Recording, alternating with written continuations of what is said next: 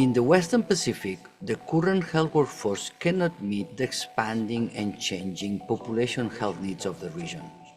There are gaps between what is needed and what is available in terms of health workforce numbers, geographical distribution, skills, productivity, and safety.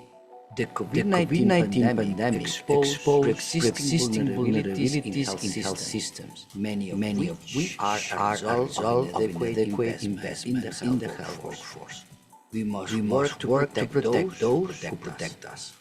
The regional framework to shape a health workforce for the future of the Western Pacific aims to transform the region's health workforce to be people-centered, culturally sensitive, adaptive, skilled in digital health, and committed to professional development.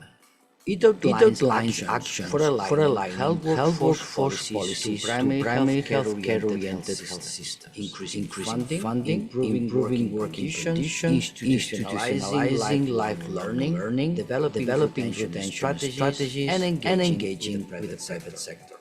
A health workforce fit for the future ensures that quality health workers are available to everyone, everywhere in the Western Pacific region.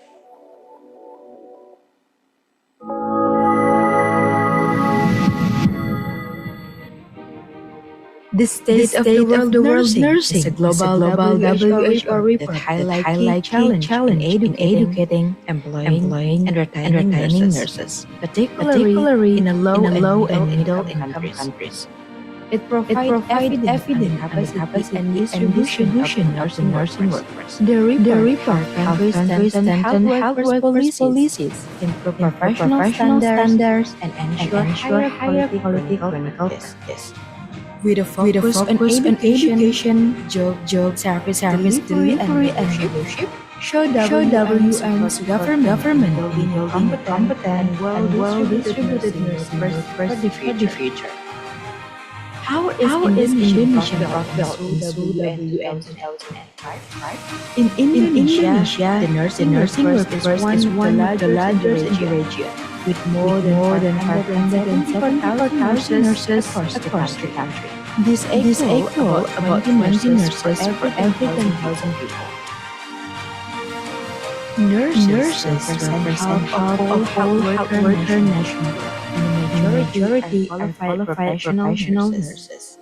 Over the past decade, Indonesian nursing workforce has grown rapidly, and it's projected to continue increasing to 2030. The workforce is young, predominantly female, and supported by strong regulatory system that helps ensure safety and quality. Indonesia also produces significant number of new graduates, over 87,000 each year. Well, nearly 100,000 students firmly enrolled in nursing program.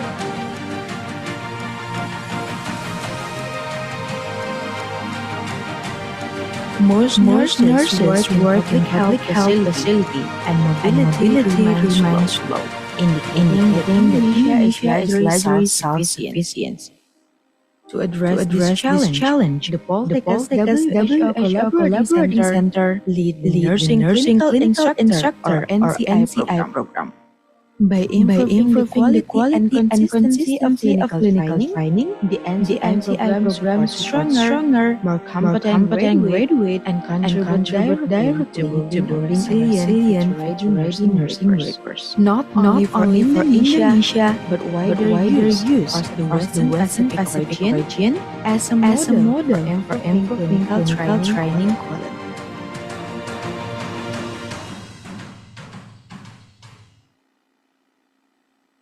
Anak SMP gitu belum punya penghasilan tapi ya udah colong-colongan jadi uang jajan yang harusnya buat kayak beli jajanan atau makanan bekal sekolah tuh ya malah dibeliin rokok gitu.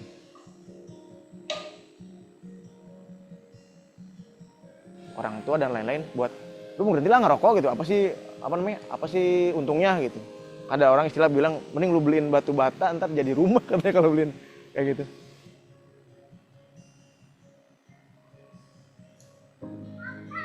Nah, kebetulan pas di rumah sakit Janu itu saya kerja di unit perawatan anak. Jadi banyak anak-anak yang kena bronchopneumonia. Di situ tuh dapat kayak dapat momennya gitulah. Oh, kayaknya gue harus berhenti deh. Itu sih motivasi gue yang bikin gue sampai sekarang masih berhenti gitu. Gak mau ngerugiin orang lain. Kalau misalnya kita lagi kumpul keluarga tuh kan kadang kalau masih ngerokok aktif harus melipir dulu habis makan dan lain-lain. Ya sih enggak, kita ya udah ngumpul aja kayak lebih fokus sama keluarga.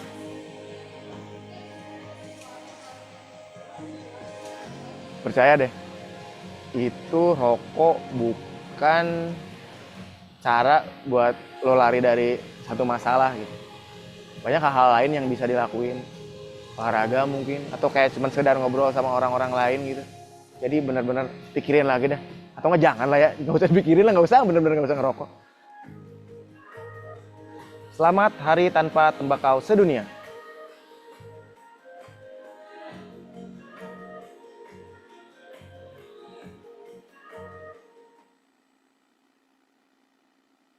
Sistem adaptasi yang baru sekarang ini, kelebihannya ialah kita sebagai adaptan juga selain mendapatkan insentif dari Kementerian Kesehatan Republik Indonesia, juga bisa mendapatkan jasa medis dari pelayanan yang kita berikan di rumah sakit.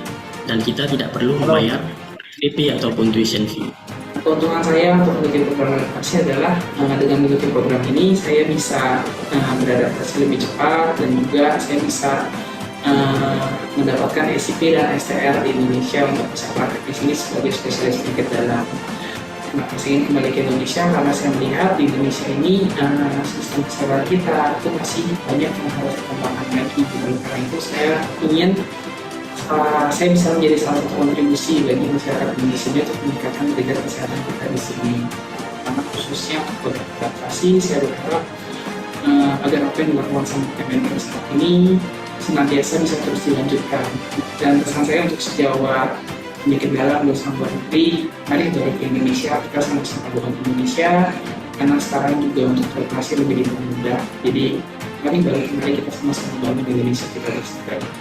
Program adaptasi ini sangat penting bagi kami.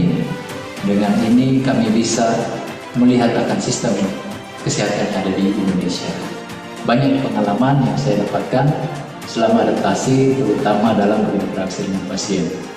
Masyarakat pada umumnya di tempat saya masih memilih akan pengobatan alternatif dibandingkan dengan pergi ke dokter. Padahal bila mereka lebih cepat ke dokter, terutama pada kasus patah tulang, hasilnya akan optimal, akan lebih optimal. Harapan saya juga buat teman-teman yang masih berpraktik di luar negeri atau masih bersekolah di luar negeri supaya bisa balik ke Indonesia untuk adaptasi, karena adaptasi sangat mudah dan juga akan dapat membantu masyarakat Indonesia secara umum. Keputusan untuk pulang itu karena yang pertama program dari Kemenkes terjadi perubahan yang tadinya adaptasi di university base jadi langsung di daerah begitu lulus ujian. Saya kira ini adalah program yang positif dari pemerintah dan juga bisa langsung hands on dengan masyarakat, dan saya selama pengalaman 2 tahun ini saya berpendapat bahwa program adaptasi ini banyak manfaatnya untuk masyarakat. Saya sendiri juga ingin berkontribusi untuk menyukseskan program pemerintah yang sudah dirancang, dan saya harap ke depannya semakin baik, semakin hari semakin baik dan semakin bijaksana. Saya appreciate transformasi kesehatan yang luar biasa dari tim Kemenkes dan seluruh jajarannya, termasuk dari kolegium yang ikut serta menyukseskan program pemerintah ini. Kami sangat bersyukur dengan program adaptasi ini. Program adaptasi ini memberikan beberapa keuntungan kepada kami. Yang pertama, dengan program ini menjawab kebutuhan dokter spesialis penyakit dalam yang sempat terhenti di rumah sakit kami di akhir 2022. Yang kedua, program ini juga memberikan kesempatan ke masyarakat kepulauan di daerah DTPK ini untuk mendapatkan pelayanan kesehatan penyakit dalam. Dokter adaptan spesialis penyakit dalam yang kami terima setahun ke belakang ini menjadi satu-satunya dokter spesialis penyakit dalam yang ada di kabupaten kami. Dokter spesialis kami menjadi tempat bertanya bagi seluruh dokter umum yang ada di 10 puskesmas yang ada di kabupaten ini. Kami sangat berterima kasih terhadap program ini sehingga pasien yang dirawat kami tidak perlu dirujuk ke luar daerah untuk mendapatkan pelayanan penyakit dalam. Untuk merujuk ke daerah yang lebih bagus lagi, pelayanannya yang lebih lengkap, dibutuhkan waktu sekitar 8 jam lewat perjalanan laut. Besar harapan kami program ini terus berkelanjutan dan rumah sakit kami terus diberikan kepercayaan menjadi wahana program adaptasi ini. Terima kasih banyak. Assalamualaikum warahmatullahi wabarakatuh.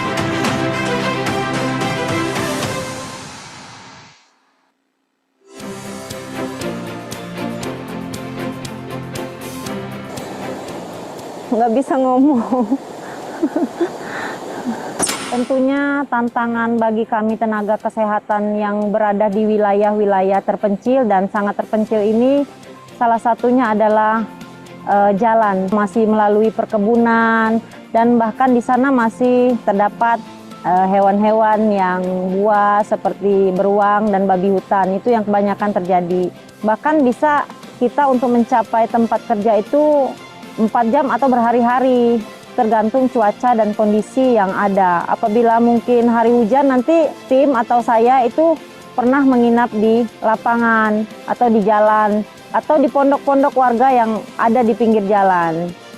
Pengalaman yang tak terlupakan ini sebenarnya banyak sekali. Salah satunya itu ada salah satu warga yang dari kebun itu, lansia, dikejar babi hutan. Diseruduk babi hutan, sementara saya tidak bisa mendukung sepenuhnya, mengobati sepenuhnya karena robekan bekas sungkuran babi itu terlalu banyak. Kendala yang dihadapi seringkali masyarakat ini lebih mempercayai tentang mistik ya, seperti memotong tali pusat, bayi itu masih memakai sembilu dan mereka lebih percaya kepada dukun-dukun tradisional, jampi-jampi. Jadi tugas saya di sini, saya mengajak warga, tokoh masyarakat, serta melibatkan kepala desa dan puskesmas setempat untuk menginformasikan pentingnya kesehatan saat ini. Pentingnya pemeriksaan kesehatan di tenaga atau pelayanan kesehatan. Rumah sakit penting, tapi juga awaknya, dokter kita butuh tambahan.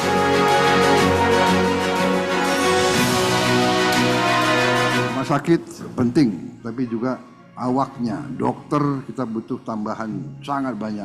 Dokter gigi, perawat, paramedis, dan itu kita juga akan melakukan perluasan penambahan fasilitas pendidikan dokter, perawat, paramedis secara besar-besaran.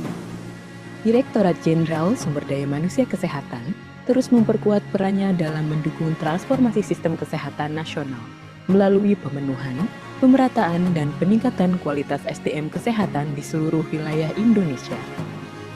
Berbagai tantangan masih dihadapi, khususnya ketimpangan distribusi tenaga medis dan tenaga kesehatan antar kabupaten dan kota. Untuk menjawab tantangan tersebut, Dijen STMK menyusun perencanaan kebutuhan tenaga kesehatan hingga tahun 2032 berbasis data dan epidemiologi dengan pertumbuhan penduduk, serta kondisi kekosongan SDM kesehatan dapat dipetakan secara akurat. Saat ini, sebanyak 62% puskesmas telah memenuhi standar 9 jenis tenaga kesehatan, dan 79% rumah sakit telah memiliki 7 dokter spesialis dasar sesuai ketentuan.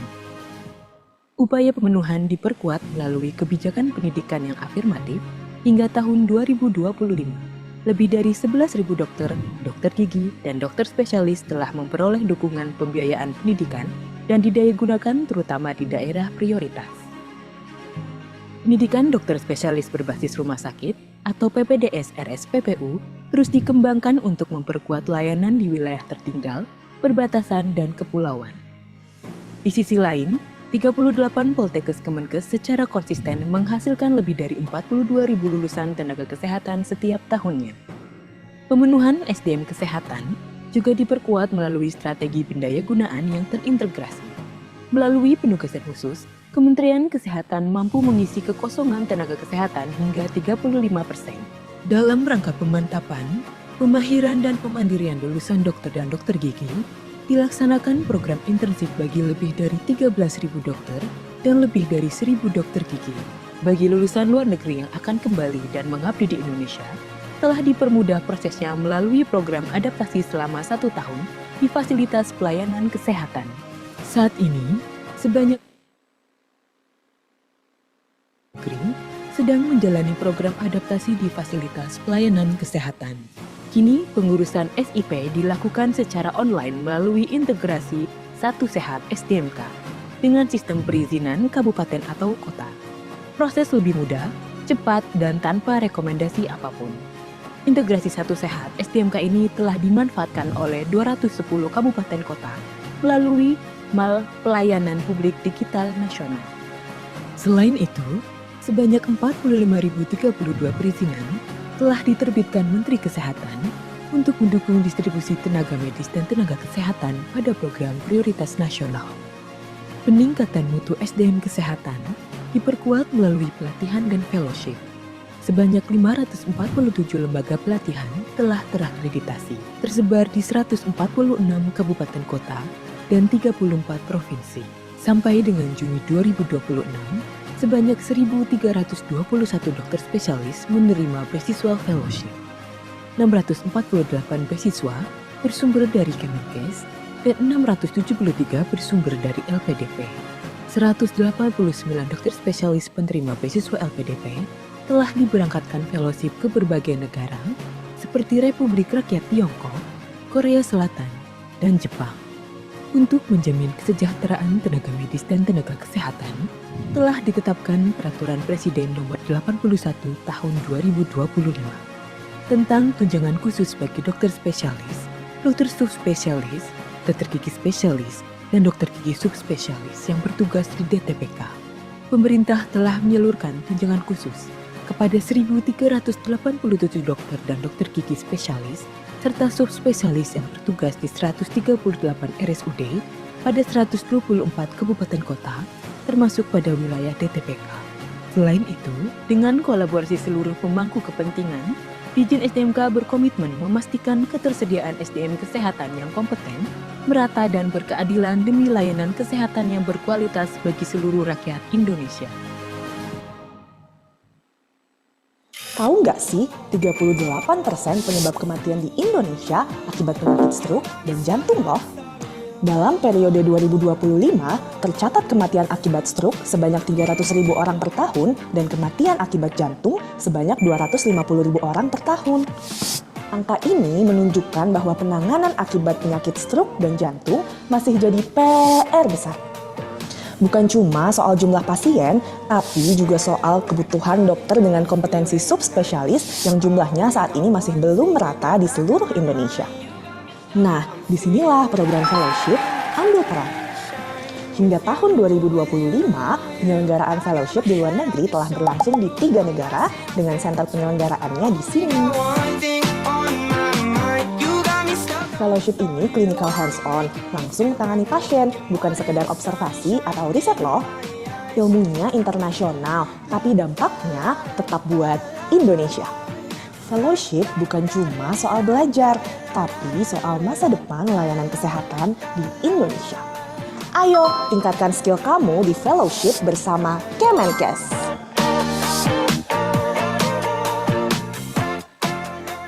Kita kekurangan 70.000 dokter spesialis. 70.000. Kita harus segera mengejar itu. Jadi kalau pas dokter-dokter spesialis sudah banyak di perifer, masyarakat akan sangat terbantu.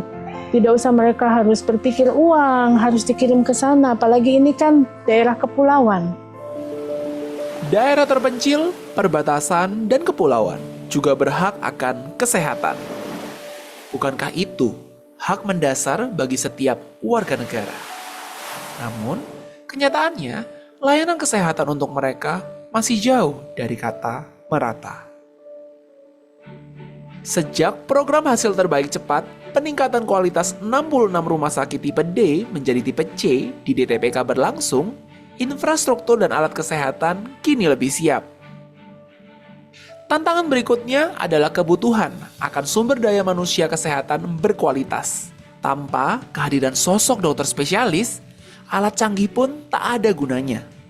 Kendala kita untuk di rumah sakit ini adalah waktu awal-awal itu memang tidak tersedia banyak dokter spesialis.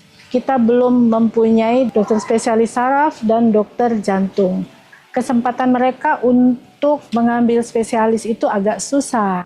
Kebutuhan akan 7 dokter spesialis dasar dengan spesialis jantung dan saraf menjadi hal krusial. Inilah alasan program pendidikan dokter spesialis Rumah Sakit Pendidikan Penyelenggara Utama PPDS RSPPU menjadi vital untuk pemerataan layanan spesialistik di Indonesia.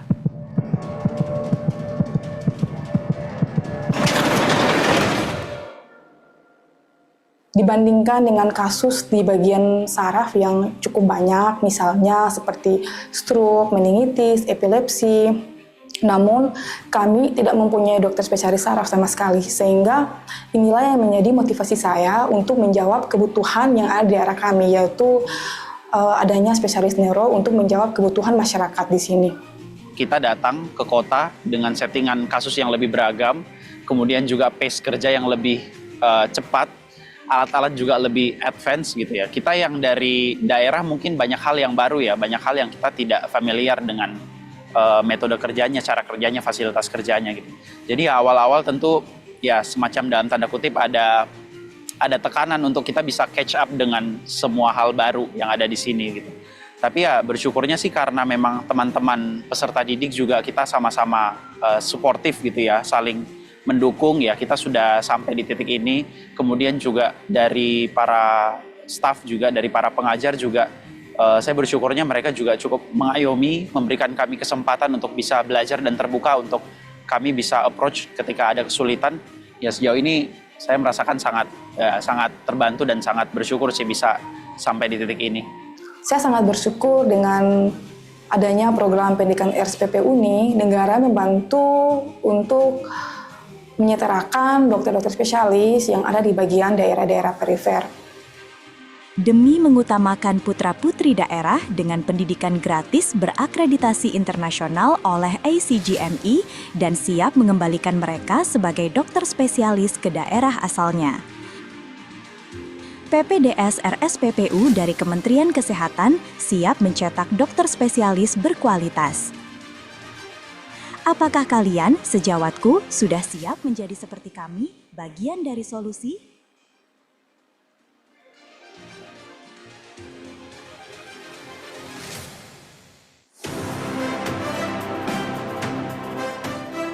Now we are in the third month of one-year fellowship training program, but yet this short time has already been a valuable experience for us.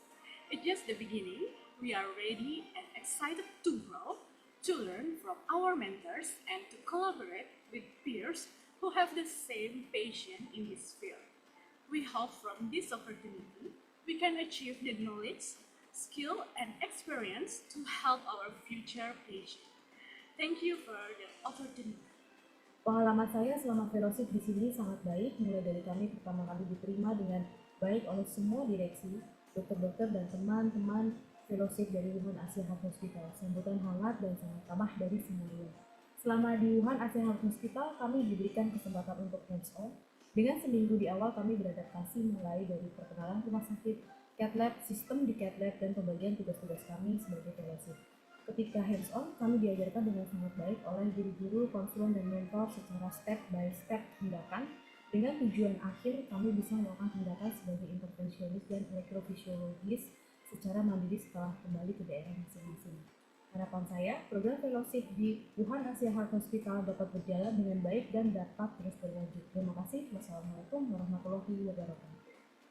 Pertama kali pemerintah mencetuskan program fellowship luar negeri, hal pertama yang ada di pikiran saya adalah ini merupakan kesempatan emas bagi dokter Indonesia untuk belajar ke negeri orang. Hal yang menjadi spesial adalah program fellowship ini resmi dipimpin oleh Kementerian Kesehatan dan didanai penuh oleh LPDB. Jadi ini merupakan bentuk perhatian negara untuk mengejar ketertinggalan sumber daya manusia di Indonesia. Di sini semua sangat toleran dan semua sangat welcome dengan kedatangan dokter-dokter Indonesia untuk belajar ke Cina. Dan pastinya harapan saya adalah ilmu yang kita bawa dari Cina mampu kita implementasikan di Indonesia. Jadi tidak sekedar kita pelajari tapi juga bisa diaplikasikan di Indonesia. Dan program yang baik ini harus terus dilanjutkan oleh pemerintah Indonesia. Karena bagaimanapun juga sumber daya manusia adalah investasi terbesar dari suatu negara. Terima kasih. Sebelumnya saya ingin mengucapkan apresiasi dan terima kasih sebesar-besarnya terhadap Kementerian Kesehatan Republik Indonesia terhadap program fellowship ini. di mana saya mendapatkan kesempatan untuk belajar mengenai kardiologi intervensi di negeri Tiongkok. Di sini kita bisa mendapatkan ilmu yang sangat mutakhir dan terbaru, sehingga kita insya Allah kita akan bisa menggunakannya dan mengimplementasikannya di negeri Indonesia. Terima kasih juga kepada pihak yang membantu, terutama dari teman-teman dari kementerian yang dari keberangkatan hingga pada saat tiba di negeri Tiongkok tetap kita dipantau. Dan terima kasih juga terhadap Kementerian Kesehatan yang sudah berkoordinasi dengan rumah sakit sehingga membantu kurikulum ini berjalan dengan lancar. Dan saya harap program fellowship ini mudah-mudahan akan semakin berkembang, tidak hanya terhadap kardiologi intervensi, tapi terhadap program-program seperti aritmia, penyakit dan bawaan, dan lain-lain. My fellowship journey in CVC is incredible. It allows me to get latest exposure of the advancement of interventional cardiology in Japan, and it quite balance between the academic and the clinical works, so I can get exposure of the clinical work as well and the academic environment. Thank you. Dunia kesehatan saat ini terus berkembang.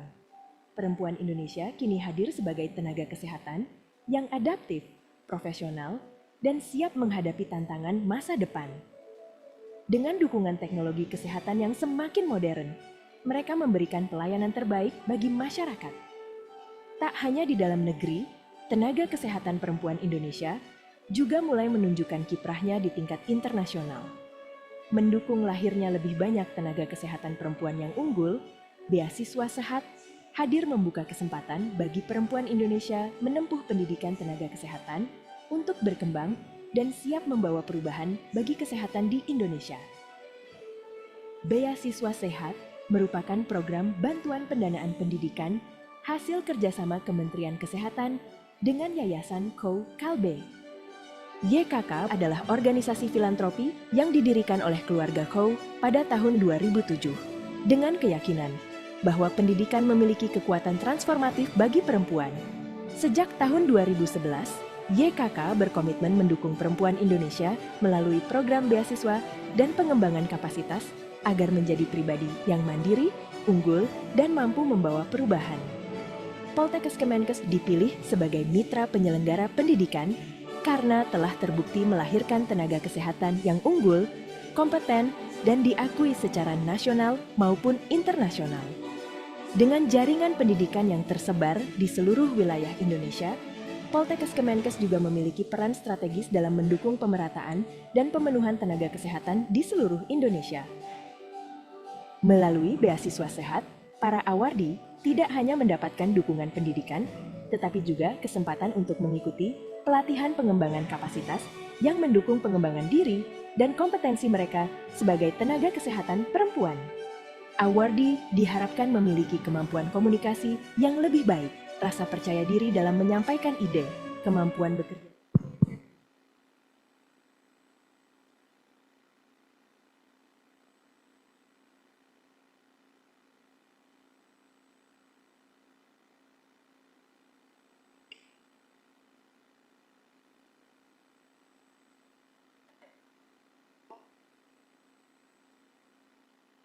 Baik, selamat datang kami ucapkan kepada Ibu Yuli Varianti, Direktur Jenderal Sumber Daya Manusia Kesehatan.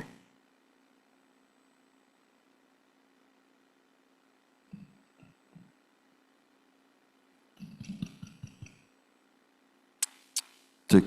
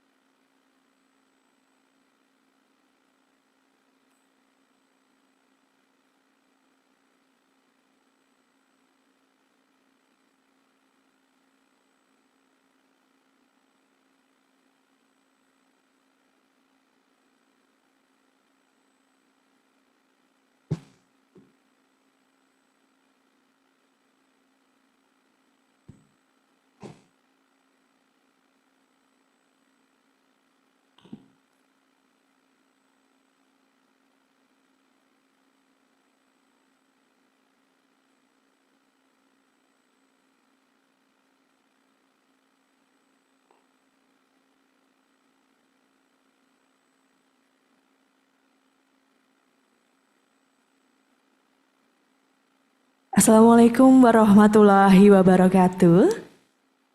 Shalom, selamat pagi, good morning everyone. The Honorable Ibu Yuli Varianti, Director General of Health Workforce, Ministry of Health of the Republic of Indonesia. Bapak Bonanza Perwira Taihitu, Senior Advisor to the Minister of Health on Politics and Health Globalization. Mr. Luis Viñolas Torres, Director of Health System and Services, WHO Regional Office for the Western Pacific. Mr. James Arigi, President and Chief Executive HLMA. Mrs. Tara Kesaram, as Deputy WHO Representative and other WHO Indonesia Representative. Professor Geoff Michael from the University of Queensland. Professor Jennifer Anne Cleland from Nanyang Technological University. Distinguished senior officials of the Ministry of Health and relevant ministries and institutions. The chairpersons and members of the Indonesian Health Colleagues, representatives of the ACGME, our respected academics, representative of the ILP Consortium, and all honored guests. Distinguished resource persons, moderators, discussants, and participants joining us in person and online. It is my great pleasure, on behalf of the organizing committee, I extend our sincere welcome to all distinguished guests attending the Policy Dialogue on Indonesia's Health Labor Market Analysis here at the Auditorium Directorate General of Health Workforce in Jakarta. Ladies and gentlemen, over the next 2 days, this policy dialogue will serve as an important platform to present the findings of Indonesia's health labor market analysis, exchange international experiences, and formulate strategic policy options to support the development of stronger, more equitable, and sustainable health workforce. Following out the first agenda, we are going to invite Bapak Laude Musafin, Director of Health Workforce Planning, to deliver his remarks and report. Bapak Laude Musafin, the floor is yours.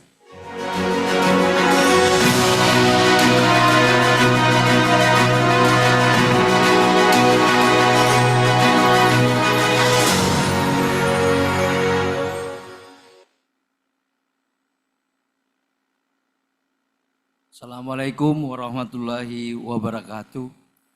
Good morning, Om Swastiastu, Namo Buddhaya, Salam Kebajikan.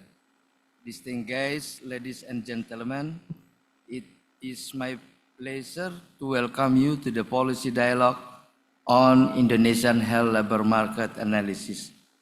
Allow me to begin by expressing our sincere gratitude to our Director General of Health Workforce, Ibu Dr. Yuli Varianti, whose leadership and unwavering support have made this policy dialogue possible. I would like also to extend a warm welcome to Mr. Bonanza Prawira Tahitu, Senior Advisor to the Ministry of Health on Politics and Globalization. Mr. Louis, thank you so much. Madam Tara, Vice of WHO Representative to Indonesia. Mr. James Arigi, President and Chief Executive Officer of ACGMI. Madam Hala Ibrahim, Vice President ACGMI. Professor Geoff Michael from the University of Queensland. Professor Jennifer from the Nanyang Technological University, and distinguished senior official of the Ministry of Health and partners ministry and institution, representative of Indonesia Health College, University, professional organization, the ILP Consortium, development partners, and all distinguished participants. Thank you again for joining us in Jakarta and for your continued commitment to strengthening Indonesia health workforce.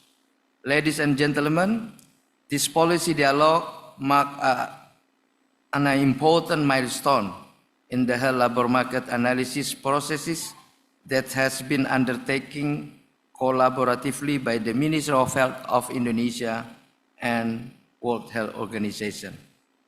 The HLMA was conducted to establish a stronger and more comprehensive evidence base for health workforce policy and planning. It brings together qualitative analysis,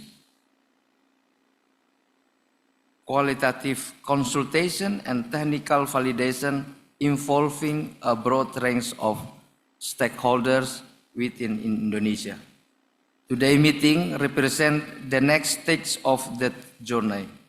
The policy dialogue provides an opportunity to present the preliminary finding of the HLMA, gather technical feedback, validate the key policy message, and develop a shared understanding of the priority issue before the analysis is finalized. The insight and recommendation emerging from this dialogue will provide an important foundation for the next phase of Indonesia health workforce policy and planning. Ladies and gentlemen, over the next 2 days, our program has been structured around the major output of the HLMA. This morning, we will begin with an overview of the preliminary HLMA finding, followed by discussion on strengthening the production of medical specialists. Tomorrow, the dialogue will be continued with thematic discussion on primary healthcare workforce design, health workforce distribution, and also retention and the use of digital technology to strengthen education, training, and continue professional development. Each session will be combined nationally perspective, international experiences, and interactive discussion involving policymakers, technical experts, academia, professional organization, and development partners. Ladies and gentlemen, by the end of this policy, we expect to achieve at least 3 important outcomes. First, to obtain technical feedback and validation of the preliminary HLMA finding. The second, to develop practical and consensus-based policy recommendation addressing the 4 priority policy questions identified through the HLMA. Third, to generate strategic input for development of Indonesia Health Workforce Management Blueprint 2026 until 2035, which will be guided future health workforce planning and management. Finally, I would like to express our sincere appreciation to WHO, particularly WHO Regional Office for the Western Pacific, all members of the technical working group, our speakers, moderators, development partners, and every institution that has contributed to the preparation of this policy dialogue. We sincerely hope that the next 2 days will provide a valuable platform for constructive dialogue, mutual learning, and stronger collaboration. We wish you a productive and successful meeting. Thank you very much. Assalamualaikum warahmatullahi wabarakatuh.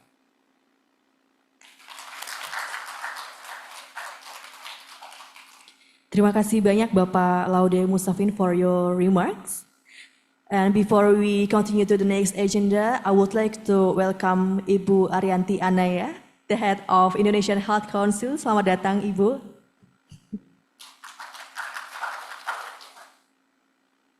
And next we would like to invite Mrs. Tara Kesaram, Deputy WHO representative, to deliver her remarks. Mrs. Tara, the floor is yours.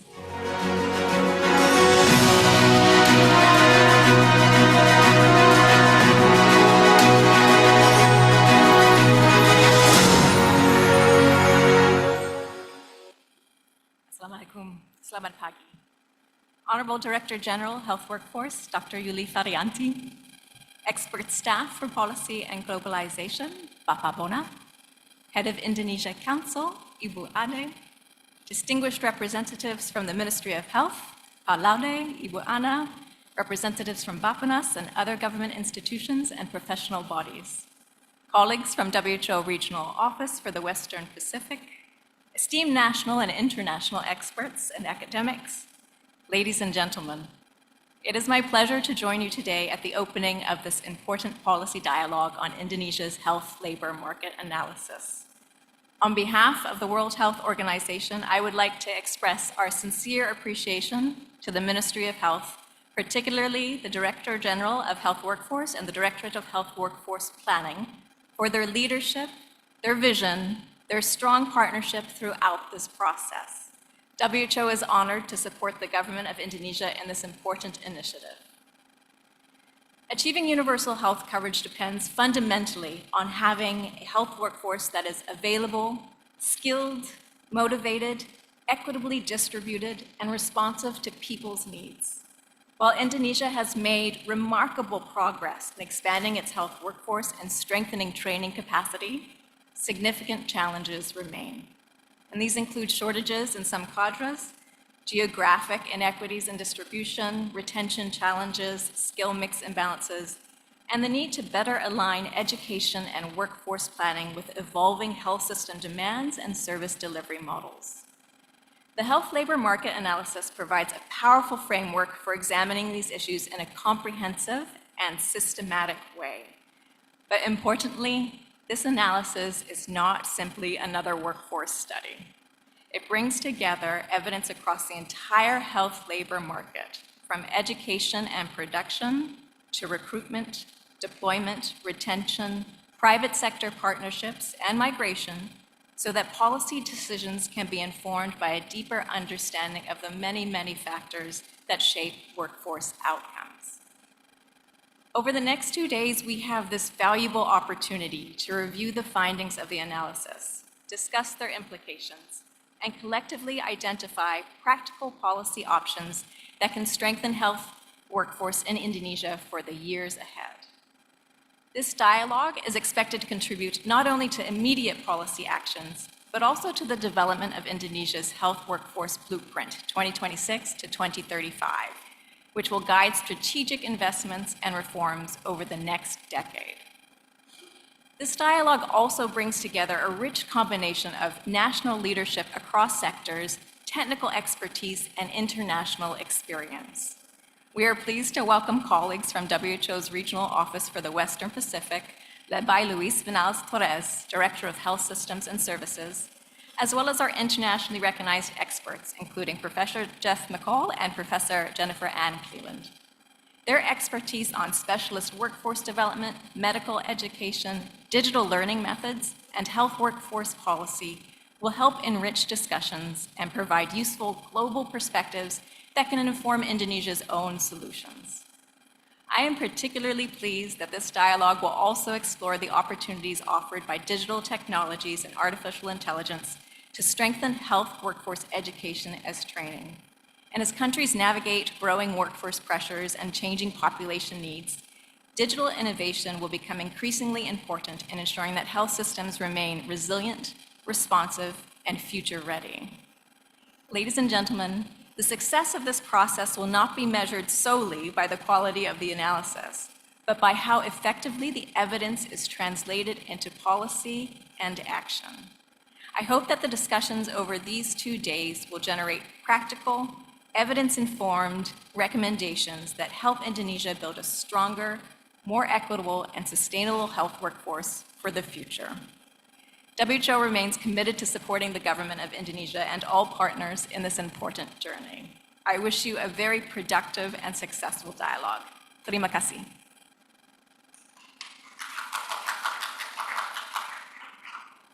Terima kasih Ibu Tara for your remarks and WHO's continued support to Indonesia. Ladies and gentlemen, since last year, the Ministry of Health of Indonesia and WHO have been collaborating on the health labor market analysis for Indonesia. And to present the background, key findings and policy implications of the analysis, please join me in welcoming Mr. Samir Garg. Mr. Samir, the floor is yours.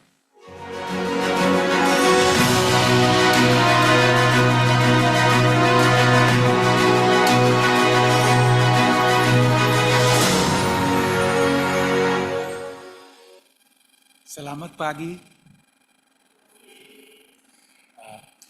Ladies and gentlemen, I'm very happy to be presenting the preliminary findings from the health labor market analysis in Indonesia. Can we start the slides? And I'm presenting on behalf of the technical working group. So it was a result of a lot of effort put in by DG Health Workforce and especially Director Health Workforce Planning and their teams. And Indonesia has built a good system of collecting data on health workforce, which allowed us to carry out this analysis. To start with, when we talk of health labor market analysis, many of us may not be familiar with the term. What is health labor market analysis? So I'll start by explaining a little bit about the health labor market analysis.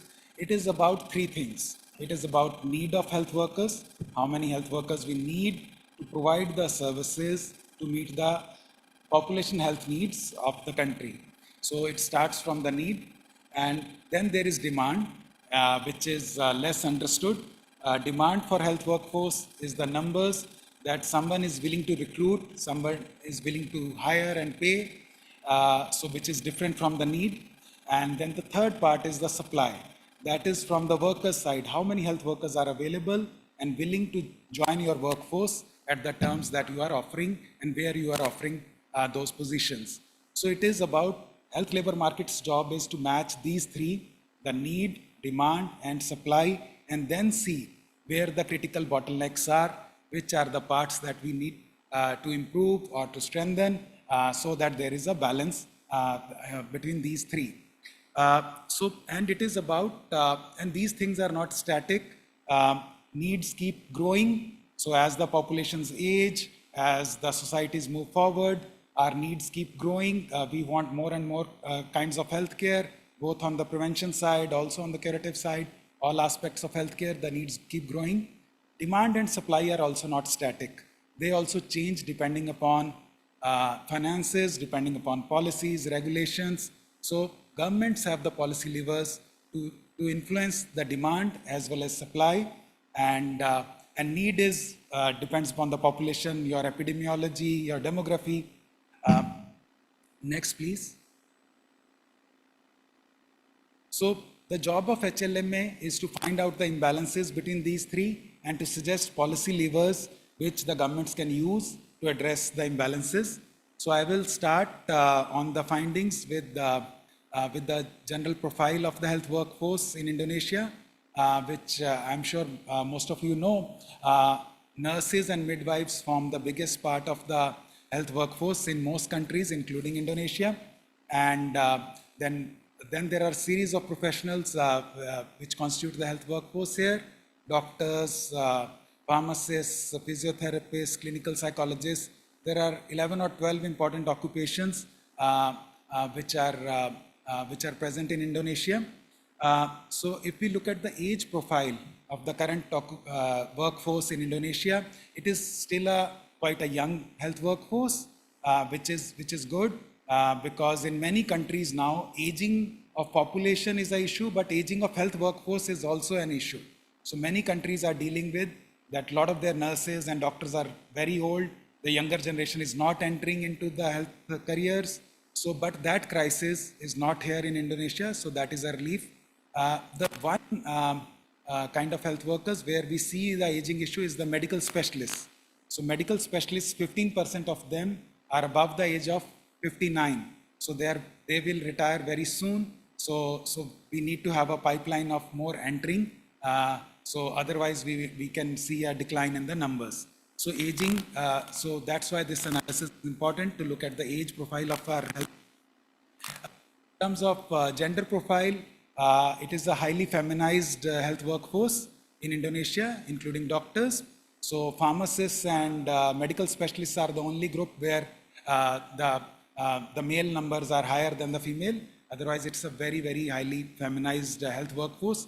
That also has implications because social and cultural norms related to gender also influence where people are able to work, where they, whether it is possible for them to join places which are remote. So it has, the gender has a cultural implication for the health workforce. Next slide, please. In terms of the public and private sector distribution, so broadly the numbers, you can see there is a significant private sector presence around, it varies from dentists, about 40% are in private sector, in public sector, whereas midwife associates are almost entirely in the public sector. So it varies from occupation to occupation. Overall private sector presence is high, but it changes with occupations. But that said, it is also important to note that the regulation in Indonesia allows health workers to have multiple practices. So they can be employed by the public sector, but they are allowed to practice simultaneously during off-duty hours in the private sector. So, and that is quite common amongst physicians and dentists, the practices, and not so common amongst nurses or midwives. Then the other part of the profile is within the public sector, what proportion are civil servants and what proportion are contractual. So that is also a significant feature of the health workforce here, where there is a considerable presence of the contractual or the non-civil servant workforce as well, which varies across occupations. From 40% to 70% are civil servants and rest are contractually appointed. Next slide, please. When we look at the remuneration, so that is another area, very important area in the labor market analysis, because how many people you are able to employ and where depends upon how well they are paid. So the remuneration data, this is based on a survey where workers self-report their income. So it is based on such a survey that is conducted in Indonesia periodically, and it shows that the specialists, medical specialists are the best paid, followed by physicians and dentists, and nurses or midwives are get about half of what the doctors are getting. Another important part of this finding is that the public sector salaries are competitive compared to what the private sector is paying for many of the occupations, for most of the occupations.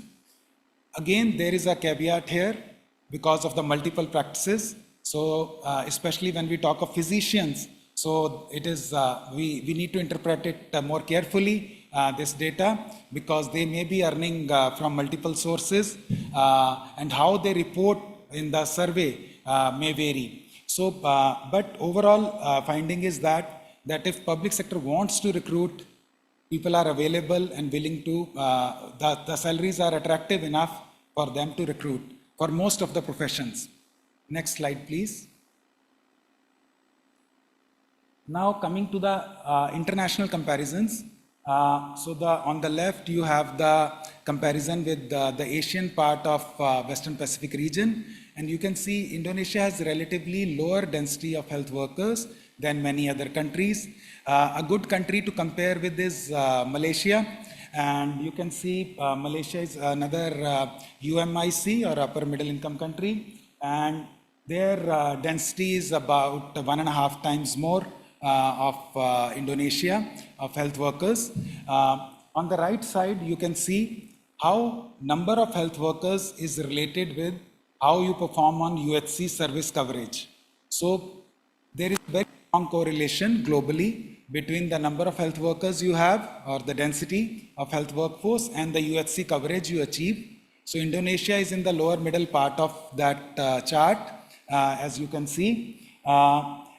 So again, a good country to compare is Malaysia, because Malaysia was a country in Western Pacific region which reached a good level of UHC coverage, that is 80. So they reached a UHC coverage index of 80 with the lowest health workforce. So in a way, they were the most efficient in reaching 80 UHC service coverage, and that was around 63 doctors, nurses, and midwives per 10,000 population when they did it in 2023. To reach that level, the indication from this analysis is that Indonesia needs to increase its current health workforce. Next slide, please. Now we come to the labor market part of it, where we look at the need, demand, supply, all sides of it. And we start with the general physicians or undergraduate doctors. So there you can see in terms of international comparison, Indonesia is quite low. It is a regional average, the doctors density in the country. So it's on the lower side. So that suggests that there is a need to increase. About 1/4 of them are employed in puskesmas, which is not, in international comparisons, that's not a poor number to have 1/4, but these are not specialist doctors, these are general doctors. So we expect more of the general doctors to be deployed at the primary healthcare level, but in case of Indonesia, 25% of them are in the puskesmas or primary healthcare level, and most of the rest are the hospitals. In terms of training of doctors, you can see there is an international comparison available, and compared to Malaysia, so Indonesia trains less than half the number of doctors per unit population that Malaysia trains. So that is another important area. So there is, it suggests that in international comparison, the production is low. But when you look at the graduate to stock ratio, that is a very important indicator of how adequate your training numbers are. Because we want to ask the question, should we train more? Should we start more medical schools? So the graduate to stock ratio is 8%, which is the global median. So which is not a poor number, which is a good number. That means you can increase your workforce from the current level by 8%, minus your attrition numbers, which is usually 2 to 3%. So this 8% allows you to grow your doctors' numbers every year by around 5%. So which is international comparisons, which is okay. But we can see the overall current stock itself is lower than the international numbers. So there is a need to increase. What are the implications of this analysis? So the graph on the top, the need is more than 200,000 general doctors. And this, what is this need? This is an estimation of the requirement. How many GPs does the country need to provide the services that we want to provide to every citizen of the country? So, and these are projections done by Ministry of Health already before the HLMA exercise. And according to those calculations, they need more than 200,000 doctors in the country. The availability is around 60% of that. So there is a gap of around 40%. And at the current production rate, the numbers we are training, we can fulfill the gap of GPs in 11 years. So that's not a bad number, not a very good number either. It's in the middle. So around 10 to 11 years it will take to fulfill the gap at the current, if we keep training the same numbers as we are training now. But the critical challenge is at the public sector absorption level. So even if we train more, if we are not able to hire more, then it may not be very useful in terms of fulfilling the population's needs. So the need is for increasing absorption. And 2025 there was no absorption, and 2024 figures are 25% of the new graduates were recruited as civil servants. So which is a very small number considering overall health sector. So public sector is half or slightly more than half of the total service delivery. So you assume that at least half of the health workforce should be in the public sector. So the public sector absorption has been anything less than 50% is a concern. So 25% absorption is quite low. So the main conclusion that we draw from here is that the numbers are lower than the international levels. There may be a need to train more, but we should train more only if we are able to hire more. So hiring more is more important currently. And then first you start hiring more, and if that, once that is happening, then you start training more. Next slide, please. So this is occupation, nurses, which is the largest occupation in Indonesia and in many countries. There also, so the perception within Indonesia, when I talk to people here, is that we have lots of nurses, that we seem to have enough nurses. And some are even leaving the country or migrating abroad. And because there is limited domestic absorption, or many of them find it difficult to find jobs within the country. But in terms of international comparisons, you can see the density of nurses in Indonesia is around 21 per 10,000, which is quite low compared to many other countries. If I again compare with Malaysia, it's about half the numbers. So while the perception is that we do not have enough doctors, but it applies to many other occupations as well, including nurses. And here we can see in international comparison, the nurses are much lower than the averages we see in the other upper middle income countries around us. The graduate to stock ratio is 6%. Still, I would say the production is enough. Why? Because the difference between the need and the demand is, need and the supply is smaller. So the projections that Indonesia has done show a very low need for nurses. So, but during the HLMA exercise, our conclusion based on that is that Indonesia still needs nurses. So it is not that you have fulfilled the need. So there is a need to review those projections with respect to nurses. We want to increase doctors. So doctors cannot work without nurses. So to maintain the skill balance itself, you will need more nurses. Secondly, we need many more nurses at the primary healthcare level. So you look at the bottom graph on the left, only 25% of the nurses are working at the, 26% are working at the Puskesmas level. That I would say is maybe the lowest number of nurses in terms of proportion of nurses in a country working at the primary healthcare level. There are another 8 or 9% working in the private sector in the outpatient clinics. So if we consider them as primary healthcare as well, but still it is a very small number. So in most countries in the Western Pacific, at least half the nursing workforce is at the primary healthcare level. So there is a need to deploy more nurses in the health system, but to deploy more at the primary healthcare level, including at Pustus, Puskesmas, the primary healthcare level.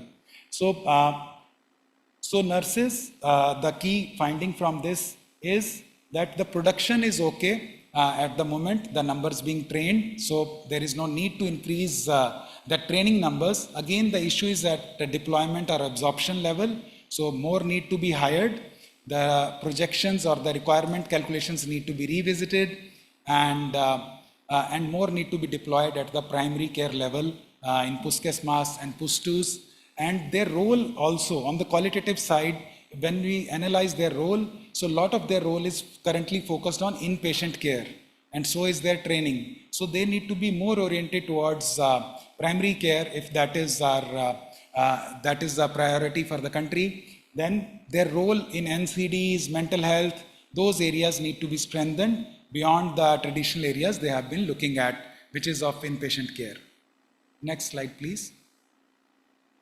Coming to midwives. So here we can see that the production is enough. There are not many issues. There is a small gap which the country can easily fill in the next coming years. Next slide, please. So similarly, we have done analysis for many professionals. So I'm running out of time. So we have done another 10 or 12 important professions, including speech therapists, the rehabilitation health workers, physiotherapists, laboratory personnel. All the entire range of analysis is available in our report, and we can maybe cover it in other sessions. Coming to my last slide, please. Can you skip the slides to the last slide to summary? Next. Yes.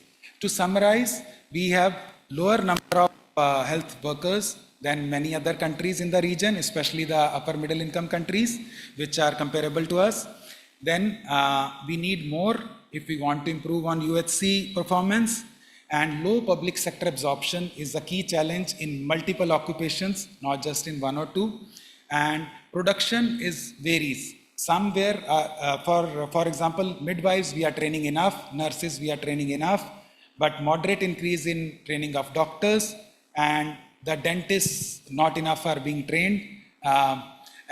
So the training numbers, their adequacy varies across different occupations. We need to be mindful of that. And PHC level deployment of occupations is good for midwives, not so good for nurses, quite unexpectedly, and critically low for clinical psychologists, physiotherapists. So country has taken a decision to deploy them at Puskesmas level, but at the moment, very few Puskesmas have clinical psychologists and physiotherapists. They are available in the market, but their absorption by the public sector has been very, very low.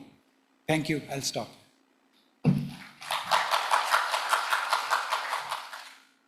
Thank you so much, Mr. Samir, for the report. And ladies and gentlemen, the next agenda, we would like to invite Bapak Bonanza Perwirataitu, Senior Advisor to the Minister on Political Affairs and Health Globalization, to deliver his remarks. Bapak Bona, the time is yours.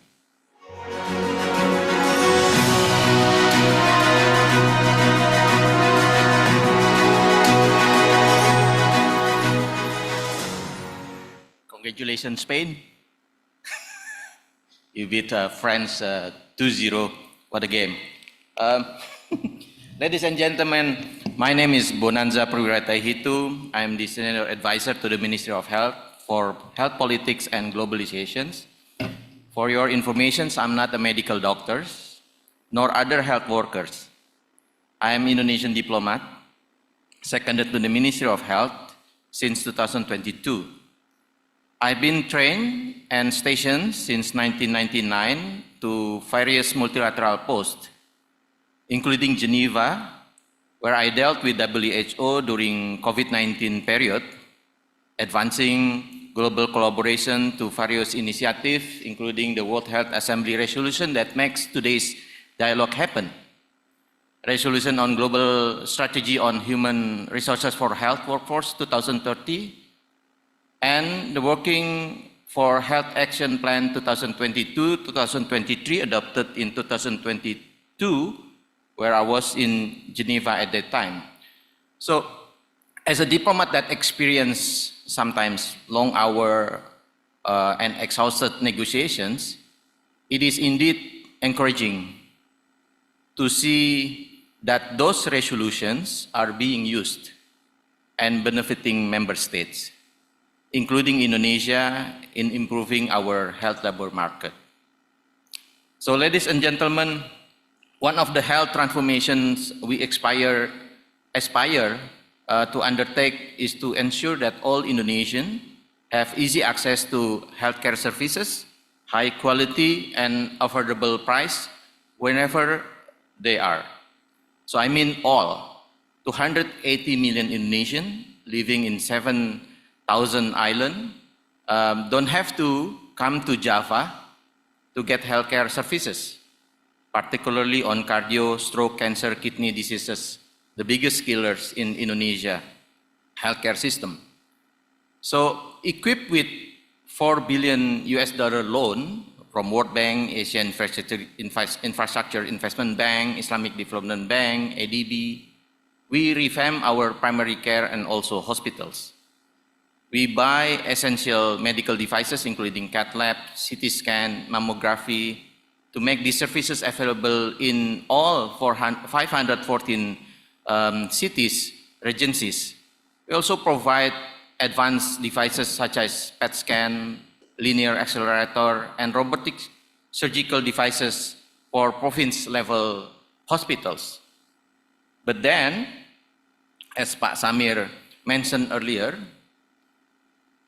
we hit another problem, that is the availability of medical personnel and other healthcare workers to provide those essentials and advanced services across Indonesia.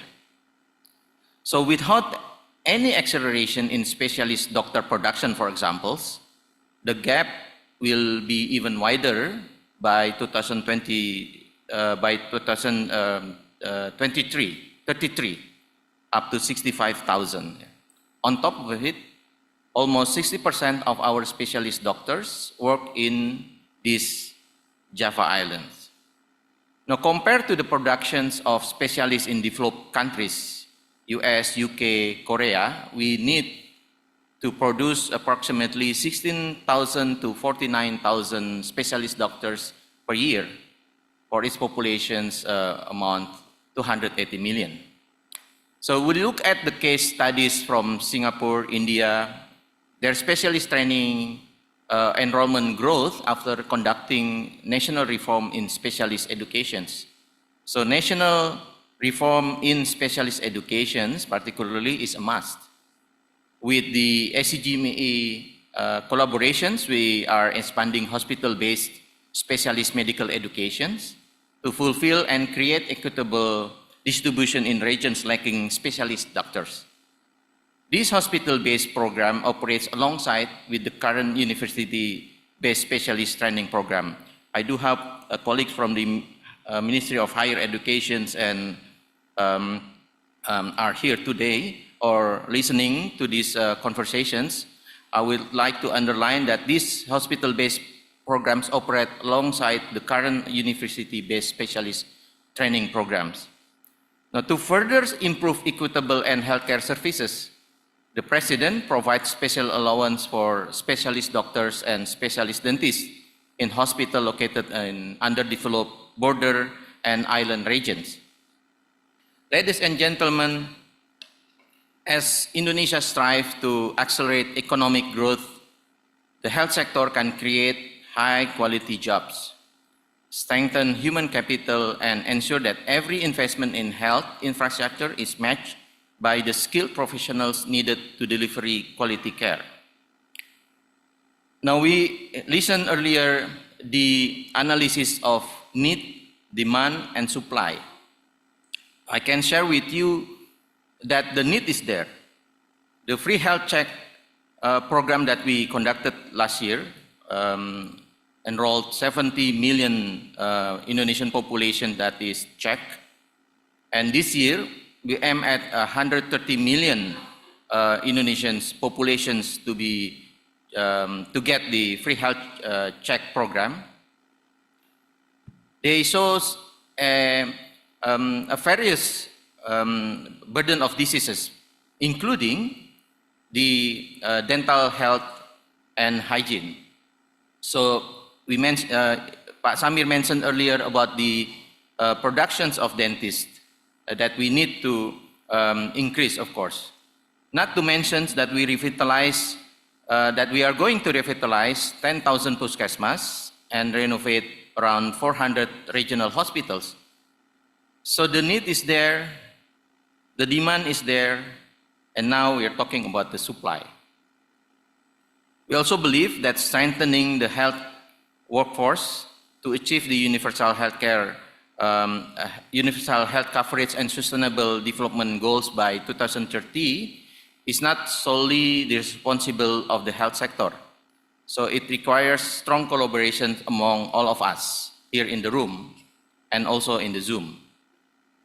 In closing, we are reminded by the Human Resources for Health resolutions that calls on WHO to support member states in protecting health and care workers, safeguarding their rights and promoting decent work. This is particularly relevant for Indonesia as we continue to strengthen working conditions and ensure a safe, high-quality working environment for health workers, including those in training. Together, we can build a health workforce that is stronger, more equitable, healthier, free from fear, and a safer learning environment for medical residents, as well as better prepared to meet the evolving health needs of our people. I thank you.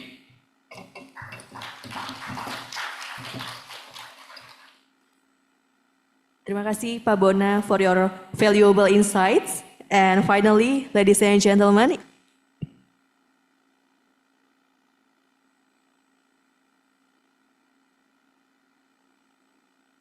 Okay. It is now our honor to invite Ibu Yuli Varianti, Director General of Health Workforce, to deliver her remarks and to officially open the policy dialogue. Ibu Yuli Varianti, the floor is yours.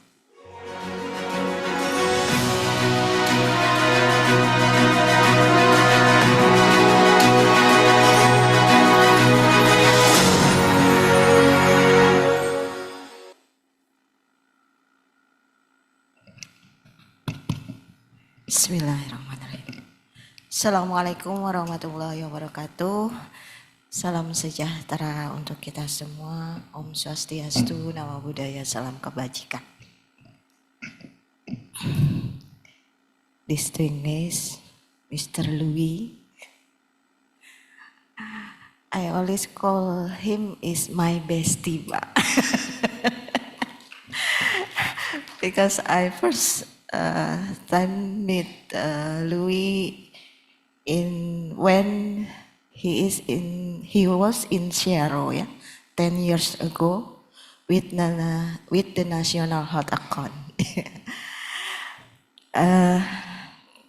Yang terhormat, distinguished Dr. Tara, thank you so much from WHO representative in Indonesia, and Pak Samir, and I think I will Pak James Arigi in online, Ibu Profesor Jennifer from Nanyang Technology University, dan WHO in Indonesia, Miss Deki, and saya lihat di sini banyak direktur rumah sakit, kemudian asosiasi, PDGI, ada dari IBI, dan saya lihat banyak partisipan.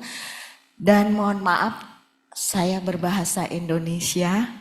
Soalnya, Louis, you can use your translator because a lot of Indonesian people in online is about 500% participant in online.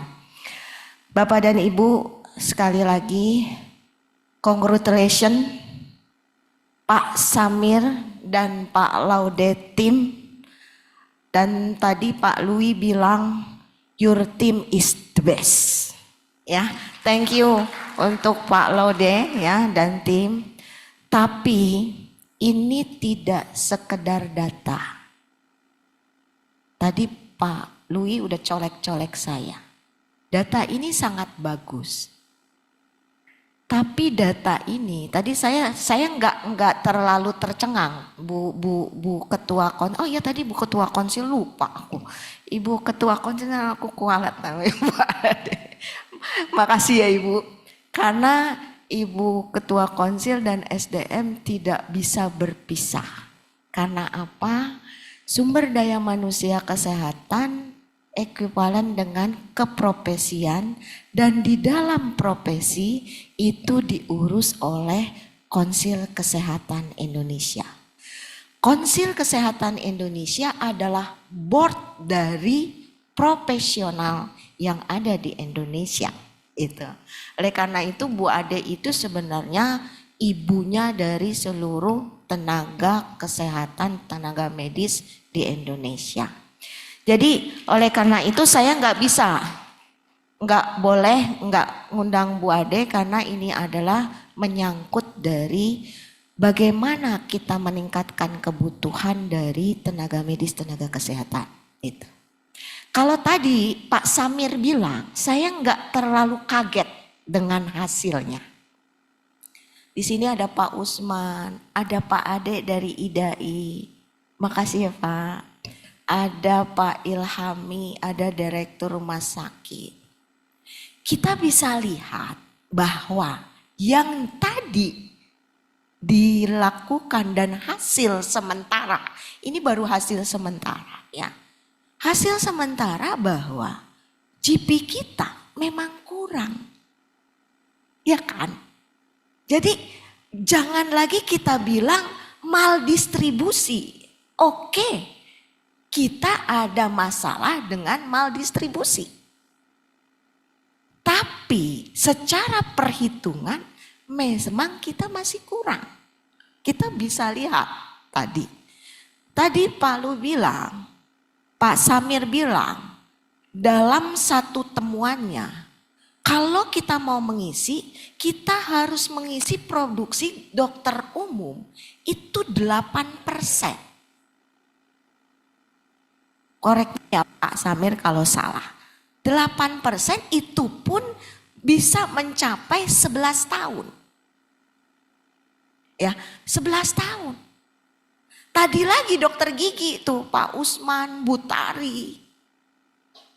Nah, kenapa acara ini kita lakukan dan saya sebar itu player ke seluruh dinas kesehatan, ke seluruh perhimpunan, ke seluruh teman-teman akademisi pendidikan untuk mari kita selesaikan cepat. Apa yang harus kita lakukan? Itu. Karena kita tidak hanya bicara angka. Tapi bagaimana kita tadi yang kedua rekrutmen? Rekrutmennya seperti apa? Absorpsinya seperti apa? Antara pendidikan sama pelayanan itu harus ada link and match-nya. Mohon maaf nih Pak Dr. Nizar. Saya nggak tahu, saya berharap ada dikti di sini. Ya Allah, mudah-mudahan dikti datang. Nggak ada juga, nggak datang. Bagaimana kita mau bersama kalau seperti itu? Satu ke kanan, satu ke kiri, di tengah adalah korbannya. Karena apa? Karena pendidikan sama layanan tidak bisa jalan sendiri-sendiri. Kebutuhan itu kita yang tahu. Seperti ini, saya butuh dokter 103, contoh-contoh, saya belum ada. Jadi jangan misalnya ini biasanya di media sosial, di foto, kata Bu Yuli masih kekurangan 132.000. Wah, ini contoh. Satu kekurangan dokter, sekian, 130 misalnya. Kemudian apa yang dilakukan? Pendidikan membuka prodi. Ini saya agak sedikit, mudah-mudahan sih saya berharap event di online atau di sini ada dari Dikti. Prodi itu Pak, oleh karena itu saya berkali bilang, pembukaan prodi itu harus mengikut sertakan orang yang punya atau orang yang mempunyai kebutuhannya, yaitu Kementerian Kesehatan yang tahu. Butuh prodi apa? Saya butuh prodi 1, 2, 3, 4, silakan dibuka. Berapa kebutuhannya? Secara ideal kan seperti itu. Ya. Nah, oleh karena itu saya berharap dari policy dialog ini kita bisa lihat gap-nya. Terus kemudian yang ketiga, tadi Louis juga sudah bilang, most important issue adalah anggaran. Ya, terakhir anggaran. Bagaimana kita bisa mendorong tenaga kesehatan di 3T, di daerah terpencil. Insentif, bagaimana kita berpikir ke sana. Nah, ini juga harus ada Kementerian Keuangan. Gitu. Jadi, bagaimana cara kita bersama bukan hanya mohon maaf kalau ada apa-apa Kementerian Kesehatan. Kementerian Kesehatan.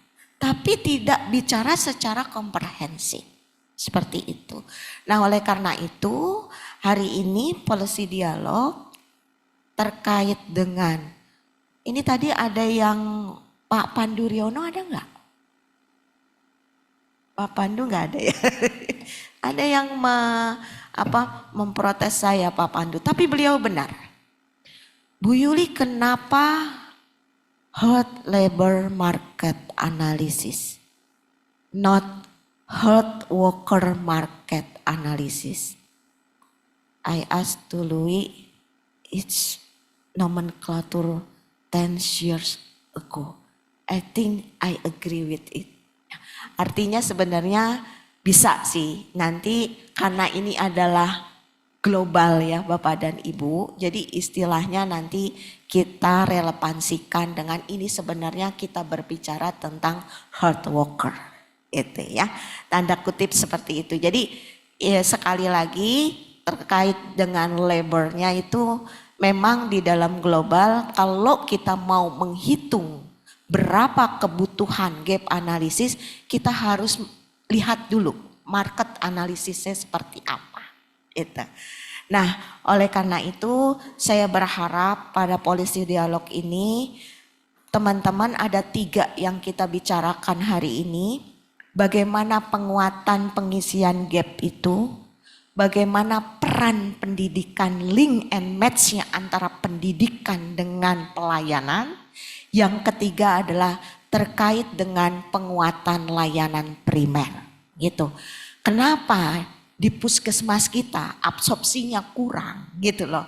Nah oleh karena itu mari karena ini tadi Louis juga bilang ini adalah level tinggi yang harus dibicarakan.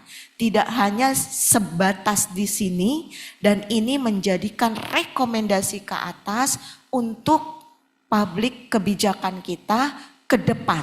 Tadi malah Louis bilang dibuatkan blueprintnya gitu loh. Jadi kita bakal tahu untuk tahun ini kita harus berbuat apa, untuk tahun ke depan apa, tapi punya tujuan yang jelas gitu. Barangkali demikian. Terima kasih kepada Louis dan tim ya. Kemudian dari ICGMI, kemudian dari WHO dan teman-teman semua, mohon komitmen kita bersama karena kalau hanya Kemenkes yang ada di sini atau hanya Konsil Kesehatan, kita tidak bersama-sama khususnya para perhimpunan, rumah sakit, di sini ada Pak Usman, Dokter Ade, kemudian Pak Ade Pasaribu, Pak Ade Pasaribu, kemudian ada dari IBI, ada dari PPNI, dan kemudian dari kementerian lembaga. Mari kita duduk bersama menyelesaikan masalah ini secara bersama-sama untuk polisi kebijakan yang mudah, yang bisa kita terapkan secepatnya dalam short waktu jangka pendek, mid termnya dan long termnya seperti apa. Demikian barangkali, terima kasih sekali lagi. Akhirul kalam, Assalamualaikum warahmatullahi wabarakatuh. Om Swastiastu, Namo Buddhaya, salam kebajikan, rahayu. Terima kasih Ibu. Mohon berkenan tetap berada di atas panggung untuk prosesi pemukulan gong. And in this session, we also request Ibu Arianti Anaya, Bapak Bonanza, Ibu Tara, and also Bapak Louis untuk naik ke atas panggung, come to the stage to mark the official opening with the ceremonial gong.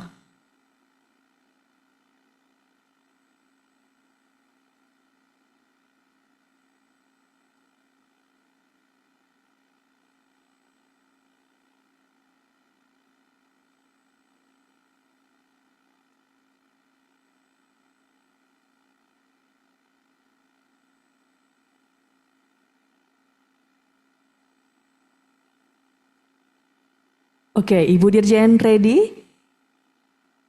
Ladies and gentlemen, let's count together in 3, 2, 1, go!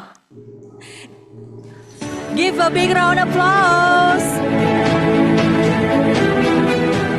With the ceremony stripping of the gong, the policy dialogue on Indonesia's health labor market analysis is now officially open.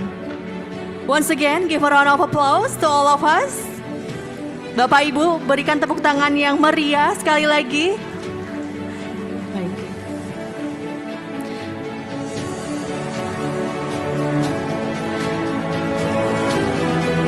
Baik, terima kasih Bapak Ibu di atas panggung. Kami mohon untuk berfoto bersama. 1, 2, 3, smile. Oke. Salam sehat, maybe? Salam sehat, 1, 2, 3. Okay, perfect. Thank you so much, Ibu. And now we kindly invite Ibu and Bapak to step down from the stage and join us for the official group photo with all participants and invited guests. May I invite all participants to stand and face the stage. Kami persilakan Bapak Ibu para tamu undangan untuk berdiri dan berfoto bersama dengan Ibu Direktur Jenderal Sumber Daya Manusia Kesehatan. Kami persilakan Bapak Ibu untuk berdiri.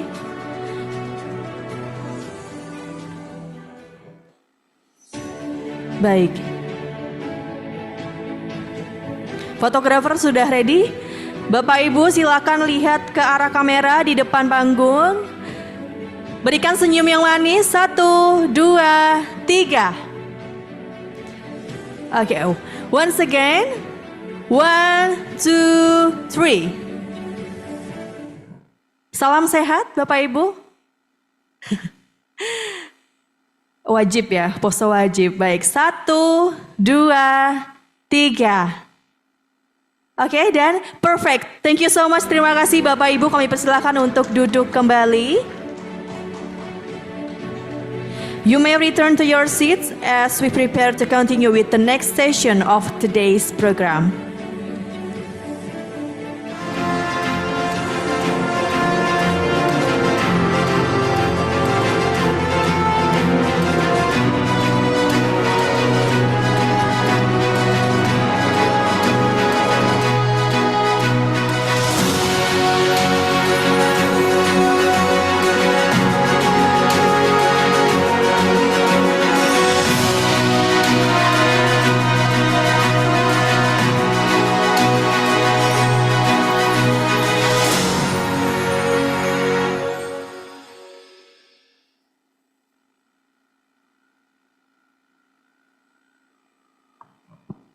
Buka.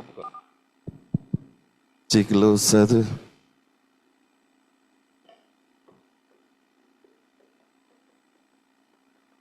Baik, Bapak Ibu. Baik, Bapak Ibu, kami persilakan untuk duduk kembali. You may return to your seats as we proceed the next agenda.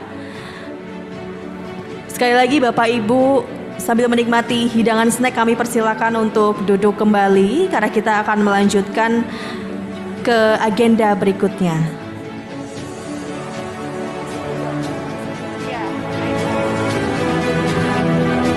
Sekali lagi Bapak Ibu, kami persilakan untuk duduk kembali karena kita akan segera melanjutkan agenda berikutnya. Once again, ladies and gentlemen, we kindly invite you to return to your seats as we proceed the next agenda.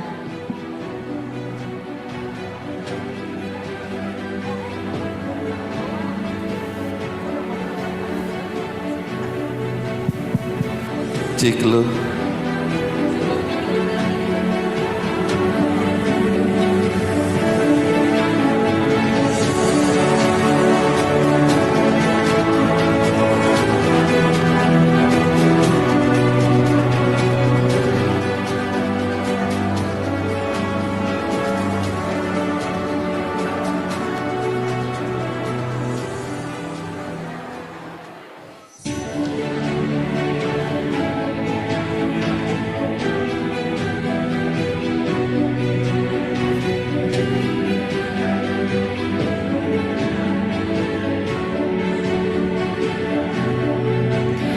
Bapak Ibu, mohon sekali lagi kami persilakan untuk kembali ke tempat duduk masing-masing karena kita akan melanjutkan ke agenda berikutnya.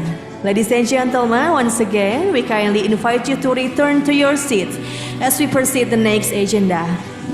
Thank you.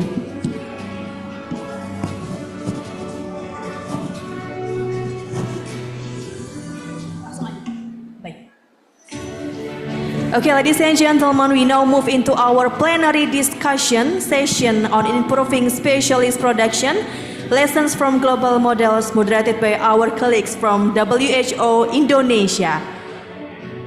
Before we begin, allow us to briefly introduce our moderator for this session, Mrs. Deki, Technical Officer WHO Indonesia. Ibu Deki, the floor is yours.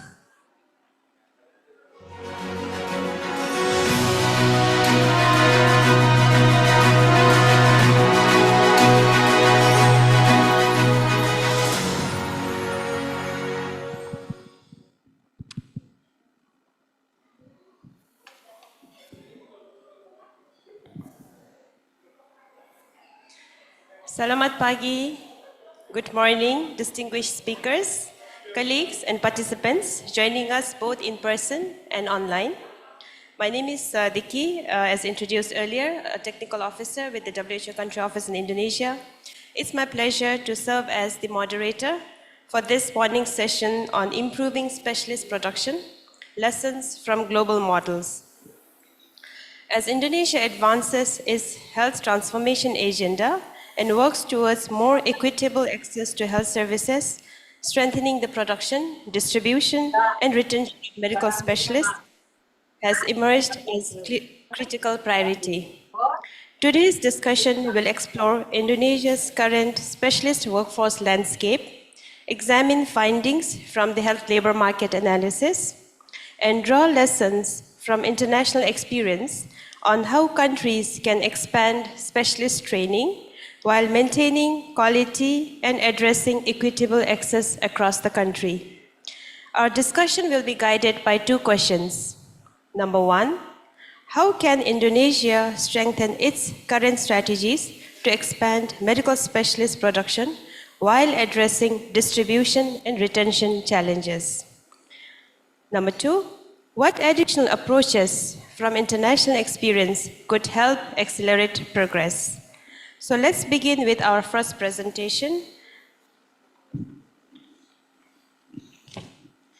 So the first presentation is on quality assurance and specialist education. As Indonesia seeks to expand specialist production, maintaining quality standards and strengthening postgraduate medical education systems will be equally important. Today's first presentation will share international perspective on accreditation, quality assurance, and specialist training. To guide us through this topic, we have a distinguished speaker from Accreditation Council for Graduate Medical Education International, in short we call ACGME International, joining us virtually all the way from the US. Our first speaker is Dr. James Arigi, President and Chief Executive Officer of ACGME International, a physician and medical educator. He earned his Doctor of Medicine from Brown University and has over 2 decades of experience in graduate medical education, accreditation, and specialist training, including overseeing more than 70 residency and fellowship programs as a director of graduate medical education. He has served as fellowship program director at Yale University as well as Brown University. He is also a professor emeritus at the Warren Alpert Medical School of Brown University. Dr. James Arigi, thank you for joining us online today. You have 20 minutes. The floor is yours. Thank you so much for that kind introduction. I hope that you can hear me, and I'm going to share my slides from my screen, if permitted. Okay, great. I hope you can see the slides. Thank you again for the opportunity to speak with you. And I very much value the work that we've done so far with our colleagues in Indonesia over the past several years. I'd like to provide a selected overview of our experience at ACGME in the United States and ACGME International with regard to accrediting graduate medical education programs, and hope that this information is helpful to you as you plan your path forward for specialty education. So, who are we? Our focus at ACGME is in postgraduate medical education.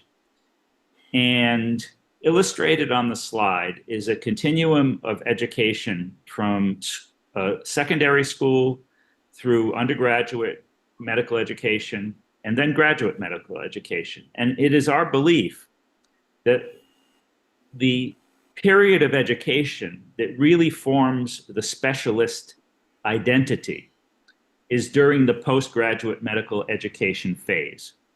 And this is the portion of the educational spectrum that we have the most experience in, and I want to share some of that experience with you today.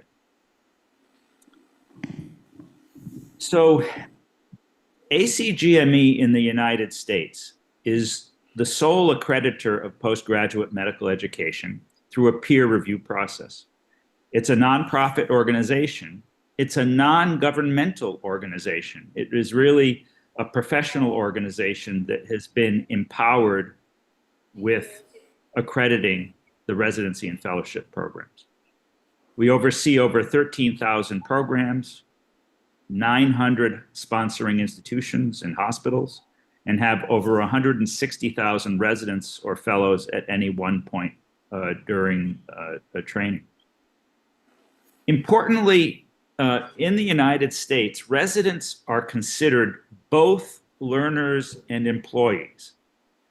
And I do want to emphasize that point because residents for us in the US represent not just students, but they are also part of the healthcare workforce, a very important part of the healthcare workforce.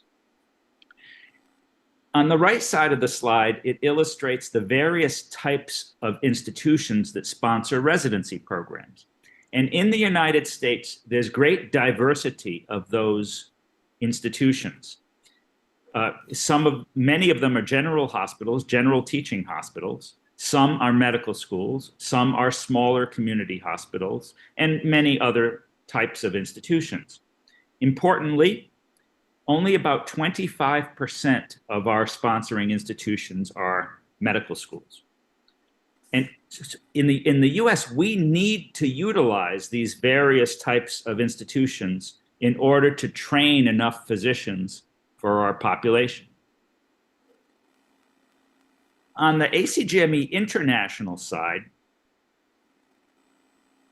in this slide, I'm trying to make a case of the concept that our framework and our standards can be successfully applied across a wide range of countries, cultures, and medical environments.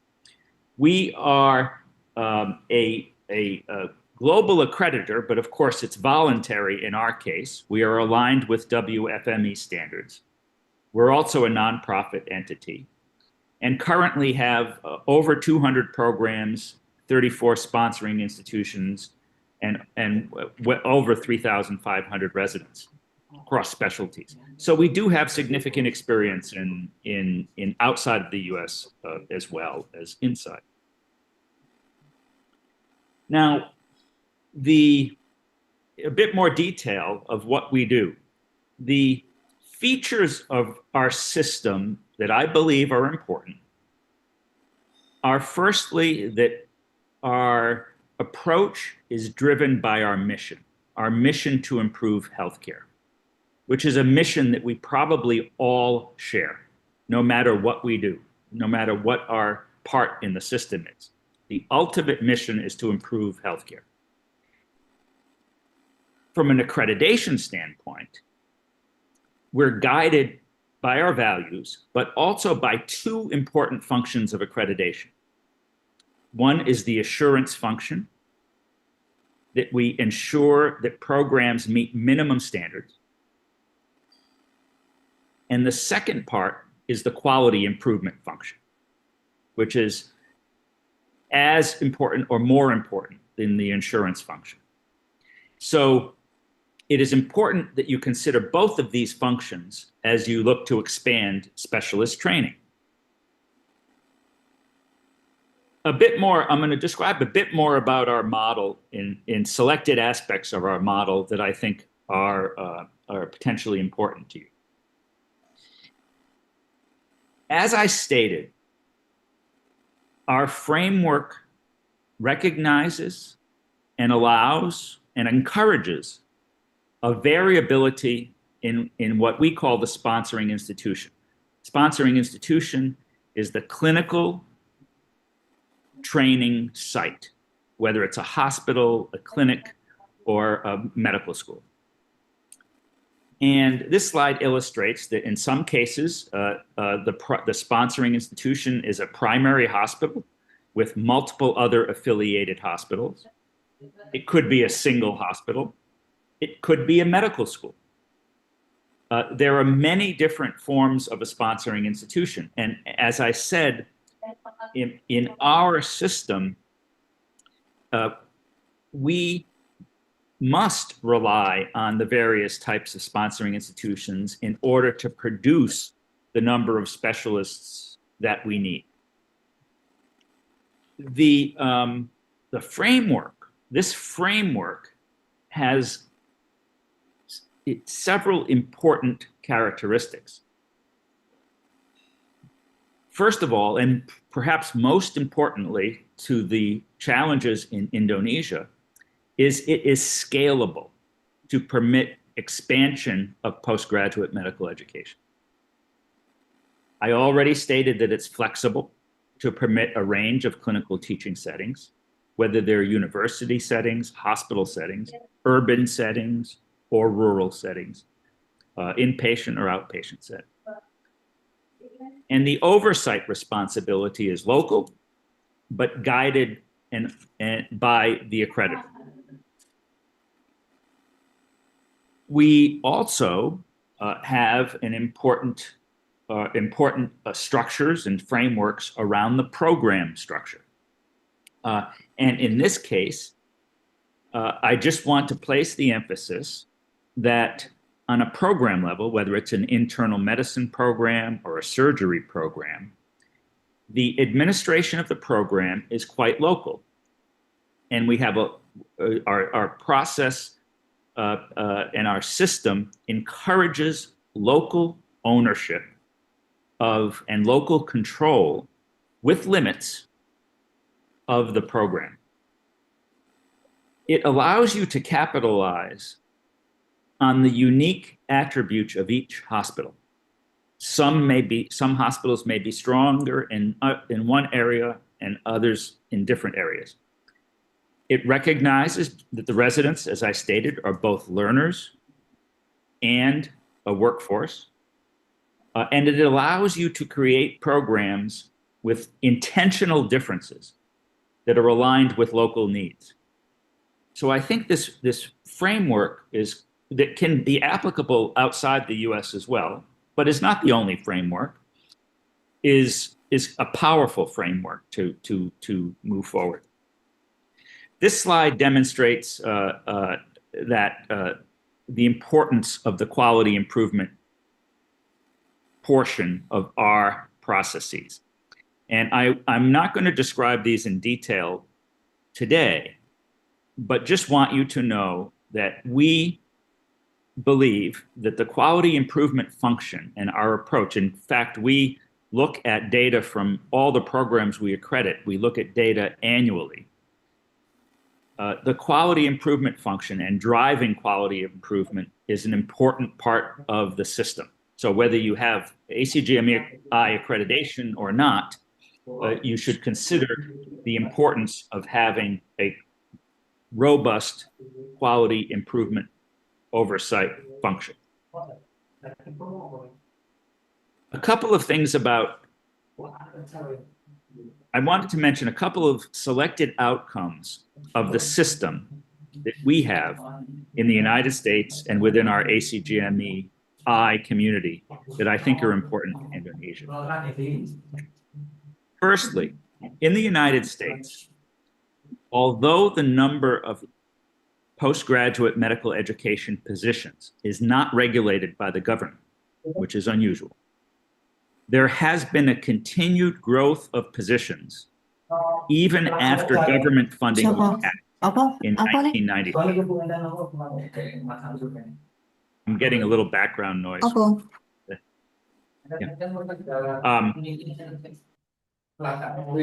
Quality is ensured through accreditation functions. Mohon maaf, suara hilang, nggak ada suaranya.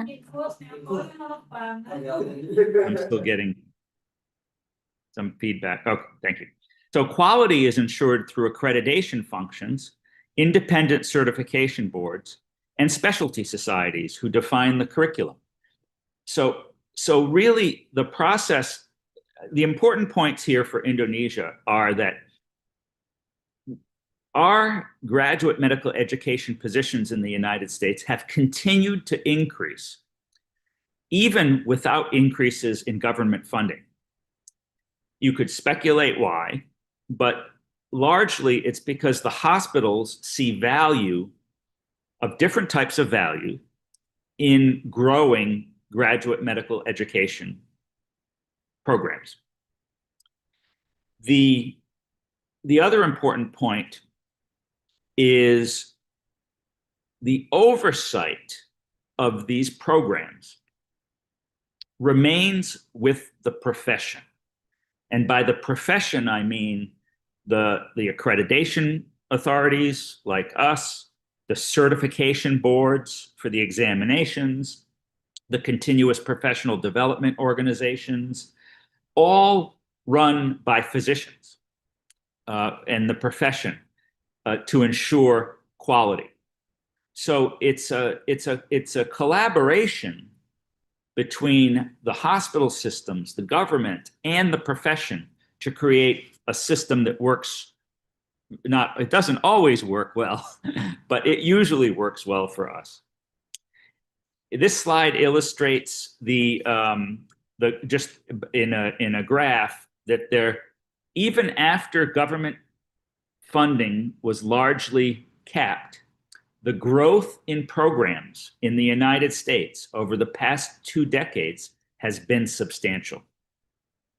So there is an inherent value, not just to produce more specialists, but there's a value of having the programs themselves, which I think is a cultural shift from thinking in many places. On the ACGME international side, of course, value is defined by each country and each institution. There are different goals and objectives when we are dealing with an institution in Vietnam, perhaps, versus an institution in Abu Dhabi or Singapore. And many of our institutions have published the value of accreditation for their own programs. And this can be found in the literature and in our website. And the value in some cases have been a positive impact on educational outcomes, advancing competency-based medical education, addressing workforce needs, something that's important in Indonesia, improving medical student experiences, and even developing programs in low-resourced areas. So these are publications from the literature, from our colleagues that have described their experiences in having a system and a framework aligned with ours, and in fact utilizing ACGME International for accreditation services. But having ACGME International is not a necessary component for your growth. I'm just trying to describe our experience in working in different countries and within the United States, and how some of this information may be useful to you. In the last few slides, I'd like to give you my opinion about one possible approach to putting some of these pieces together as you move forward gradually. I could envision a system in which you have several types of institutions and programs in Indonesia, all of them focused on high-quality trainees.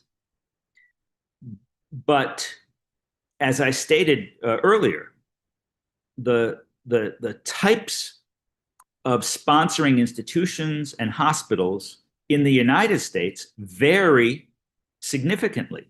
But we believe a good product of a trainee, a graduate, is produced at each of these places. So I could envision in Indonesia a subset, perhaps a small number of programs that are hospital-based and accredited by ACGME International. These could be the centers of excellence. They could be institutions that have a large number of multi-specialty and specialty programs. They could be the larger sponsors. They could be the ones that seek international recognition because they want to promote collaborations internationally.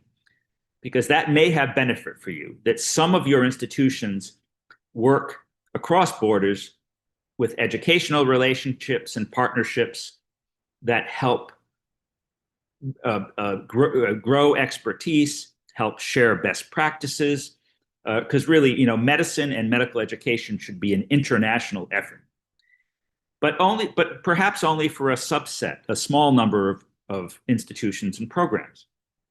Then you have programs that are accredited university-based programs, as you currently have, and you have another group of programs and hospitals that are also accredited nationally, but are largely hospital-based programs.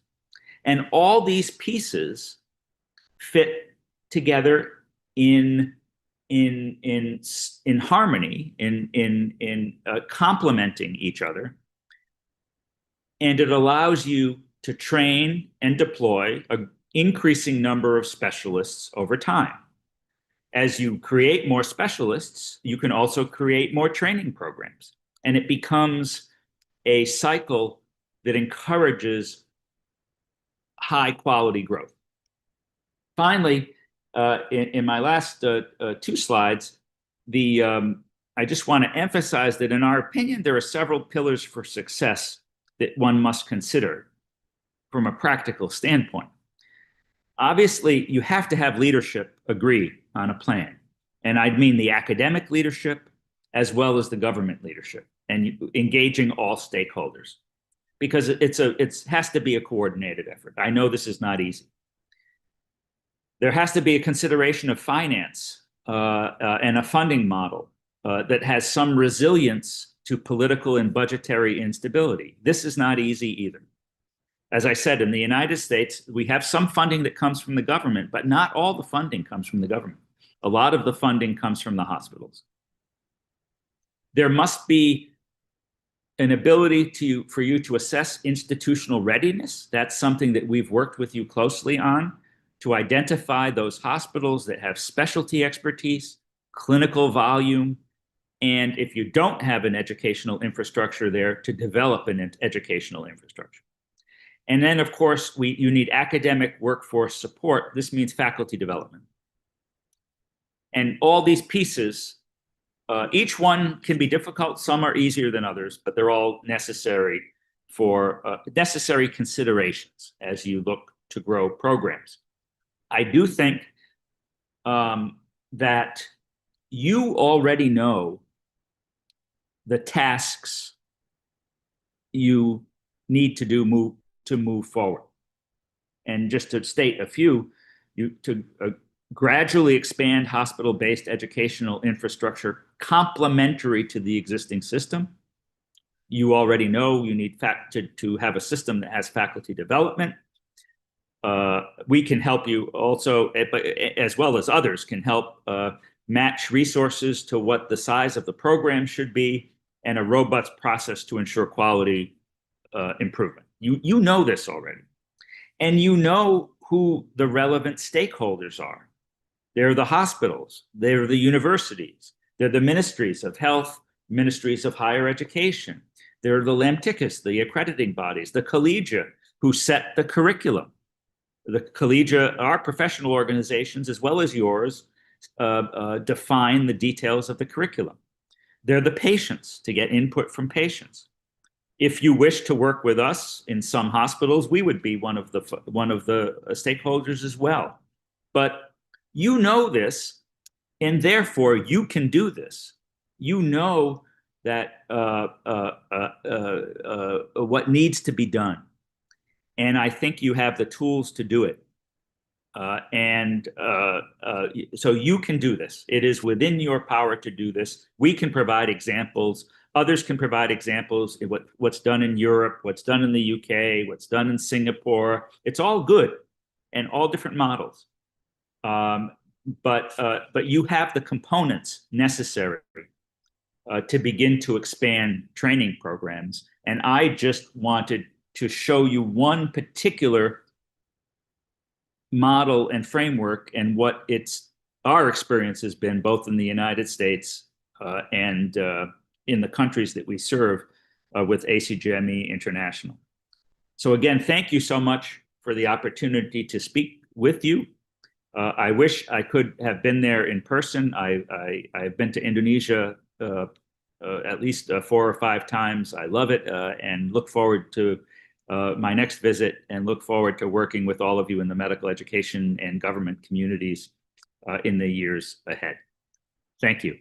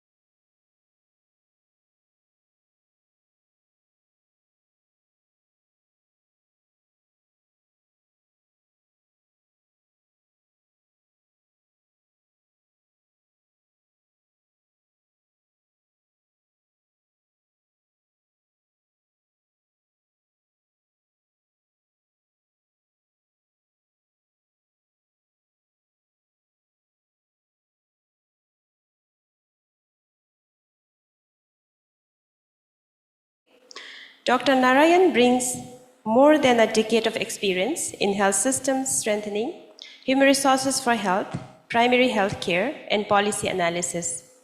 Prior to joining WHO, he worked extensively with the State Health Resource Center in Chhattisgarh, India, supporting health workforce planning and service delivery reforms.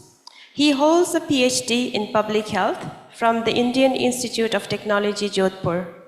Dr. Narayan, thank you for joining us. You have 15 minutes. Over to you. Thank you. Assalamu alaikum. Good morning. Yeah. So I'm going to present the key findings on health labor market analysis for medical specialists. So yeah, slides please.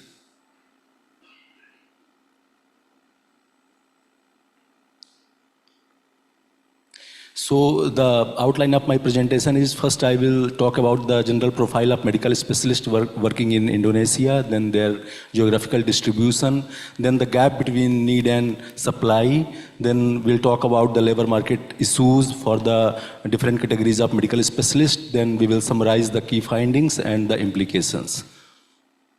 Next please.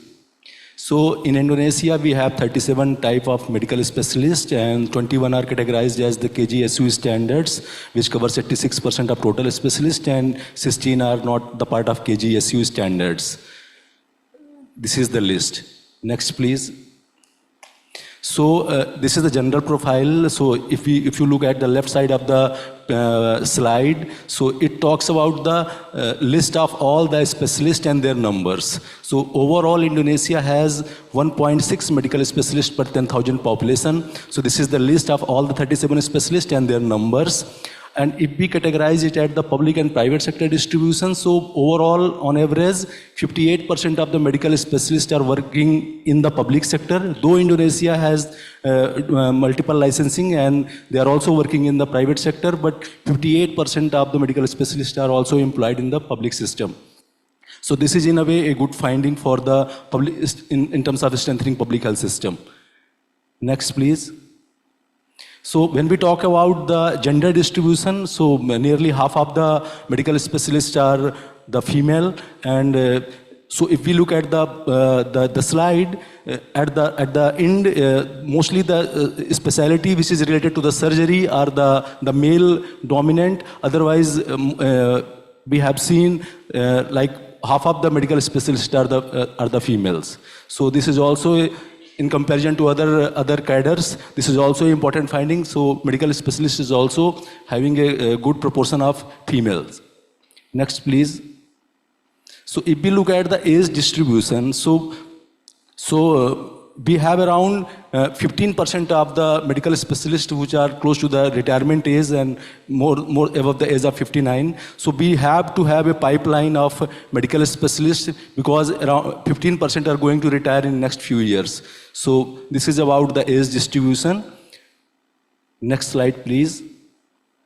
So when we compare with the international standards with the similar countries like Malaysia, Singapore, and ROK, so Indonesia is still having below the benchmark the medical specialist medical density. It has around below the 84% of the BPRO average. So horizontal line is the BPRO average, and the share of medical specialists in overall doctors is around 26%. So around 75% of our doctors belongs to the GP, and 26% are the medical specialists. That is also below the Singapore, Laos, but on the share of proportion of medical specialists among the doctors, we are above the Malaysia.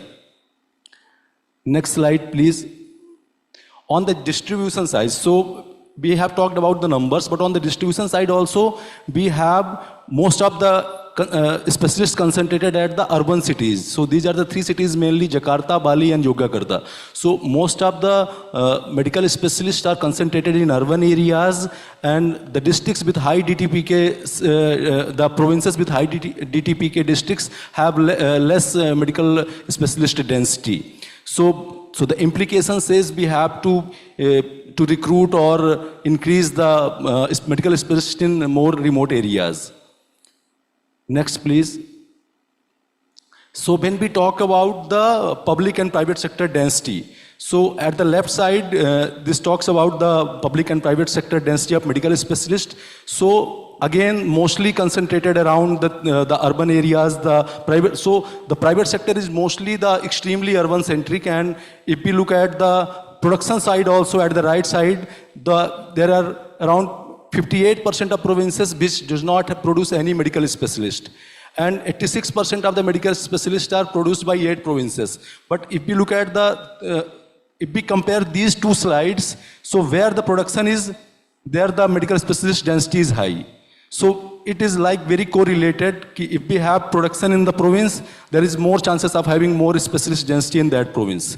So yeah, and even in the equity terms, private sector equity in terms of density is much worse than the public sector.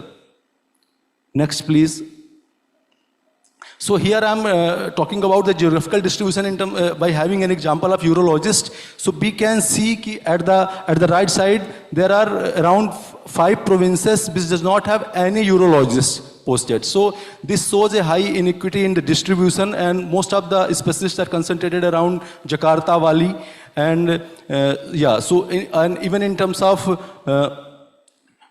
inequity, we have a high inequity for the medical. So this is an example for urologist, and similarly we have analyzed for the almost all the KGSU specialists. But here I am presenting only urologist, and so it shows we have a high inequity in distribution of specialists across the provinces.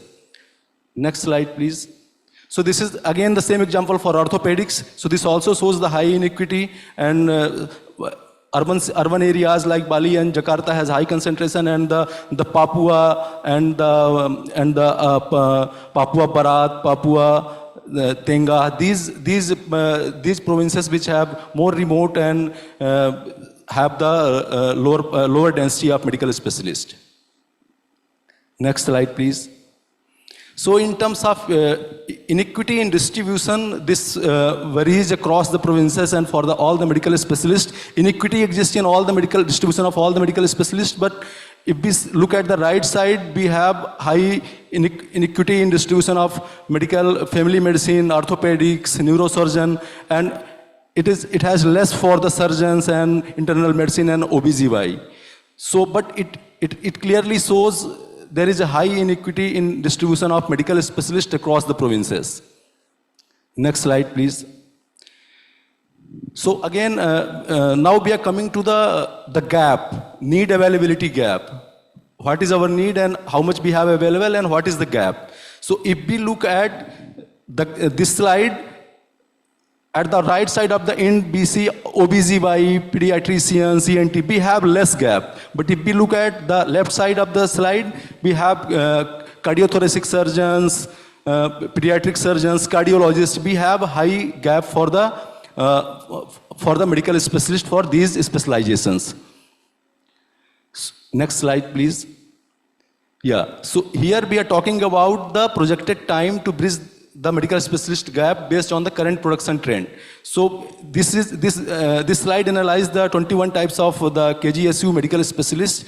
So around 60% of the medical specialists will take more than 10 years with the current production trend to fulfill the gap. So for example, if we talk about the family medicine, it will take around 236 years with the current production trend to meet the need.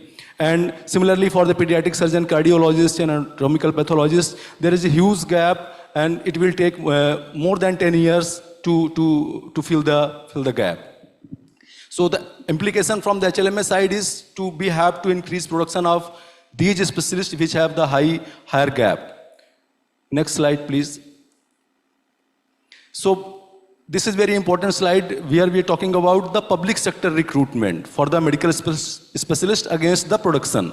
So overall, only 23% of the medical specialists has been recruited as civil surgeon and the contractual. So this data is for the 2024. And if we look at the left side, we have radiation oncology, anatomical pathologists, mostly the cancer specialists. We are having a good recruitment for them, but there are neurosurgeons, cardiologists, radiologists. That is a very important specialty. We have very low recruitment.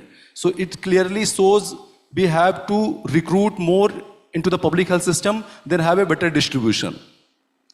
Next slide, please. So here we are talking about the HLMA issues for health labor market issues for the few cadres. There are examples for cardiologists. So we can see we have a huge gap, supply gap compared to the need. So we have only 25% availability. Graduate to stock ratio seems good. It has 10%, but current production is clearly shows it will take around 30 years to meet the demand.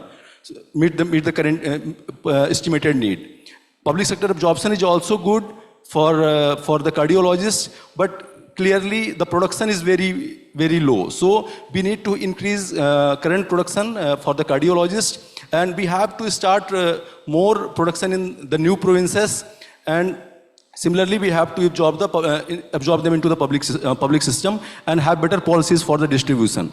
OBGY, we have very less gap for that. The only issue is the distribution, so we have better policies for the distribution. Similarly, the family medicine, we have a huge gap. So the need and supply gap is almost equal. So we have only 1% of the family medicine practitioner currently in the system.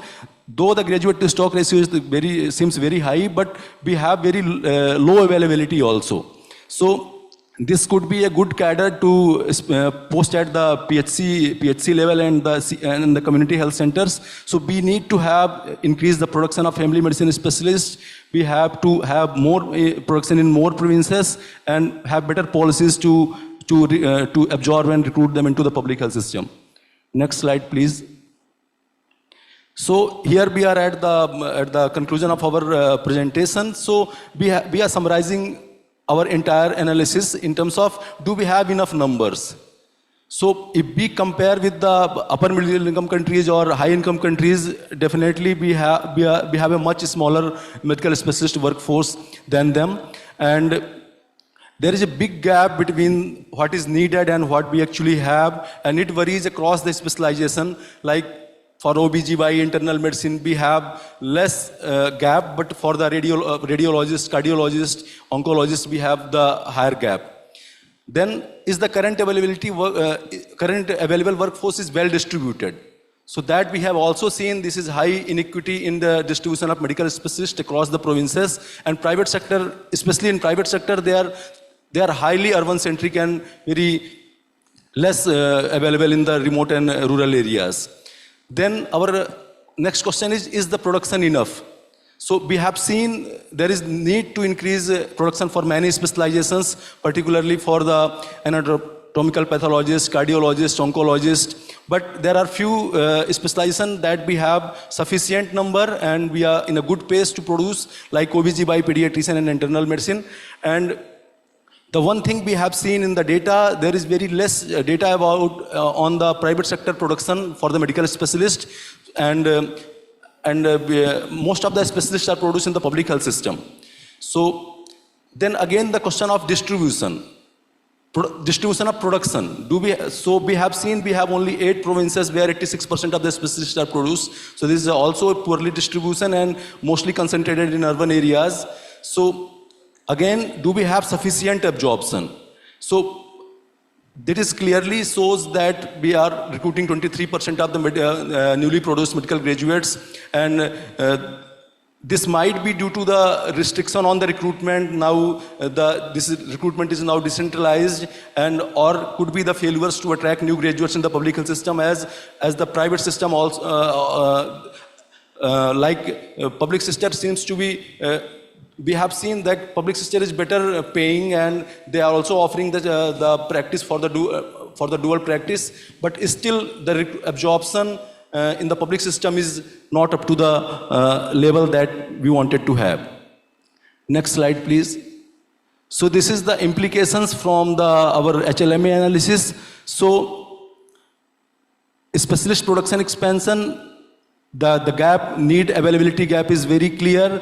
We have very slow pipeline for some KGSU specialists like cardiologists, cardiothoracic surgeons, pediatric surgeon, emergency medicine, family medicine. So the implication is that we have to increase production of these specialists and in many more new provinces, and we have to expand the production for these specialists. Then the public sector absorption and distribution. That we have clearly seen there is issue in the public sector absorption and the distribution also, but we have to increase the recruitment, we have to have a good competitive incentives, and we have to have good scholarships, and also the high DTPK, their service bonded and recruitment for the high DTPK districts. We also have to work on the retention side, not only on the placement, because this is a clear issue of having retention in the public health system. And then along with these things, I think we have to strengthen GP, general practitioners, and the family medicine. We have to do multi-skilling for the general practitioners, scale up of the family medicine practices, and we have to more emphasize on the general practitioners rather than the narrow specialization, and have a balance specialization and general skills in the GP. So these are the policy implications for the health labor market analysis. Next slide. Yeah, so thank you so much. My time is also over, and we have the additional slides where we have analyzed for all the cadres and their health labor market analysis. Yeah, thank you so much.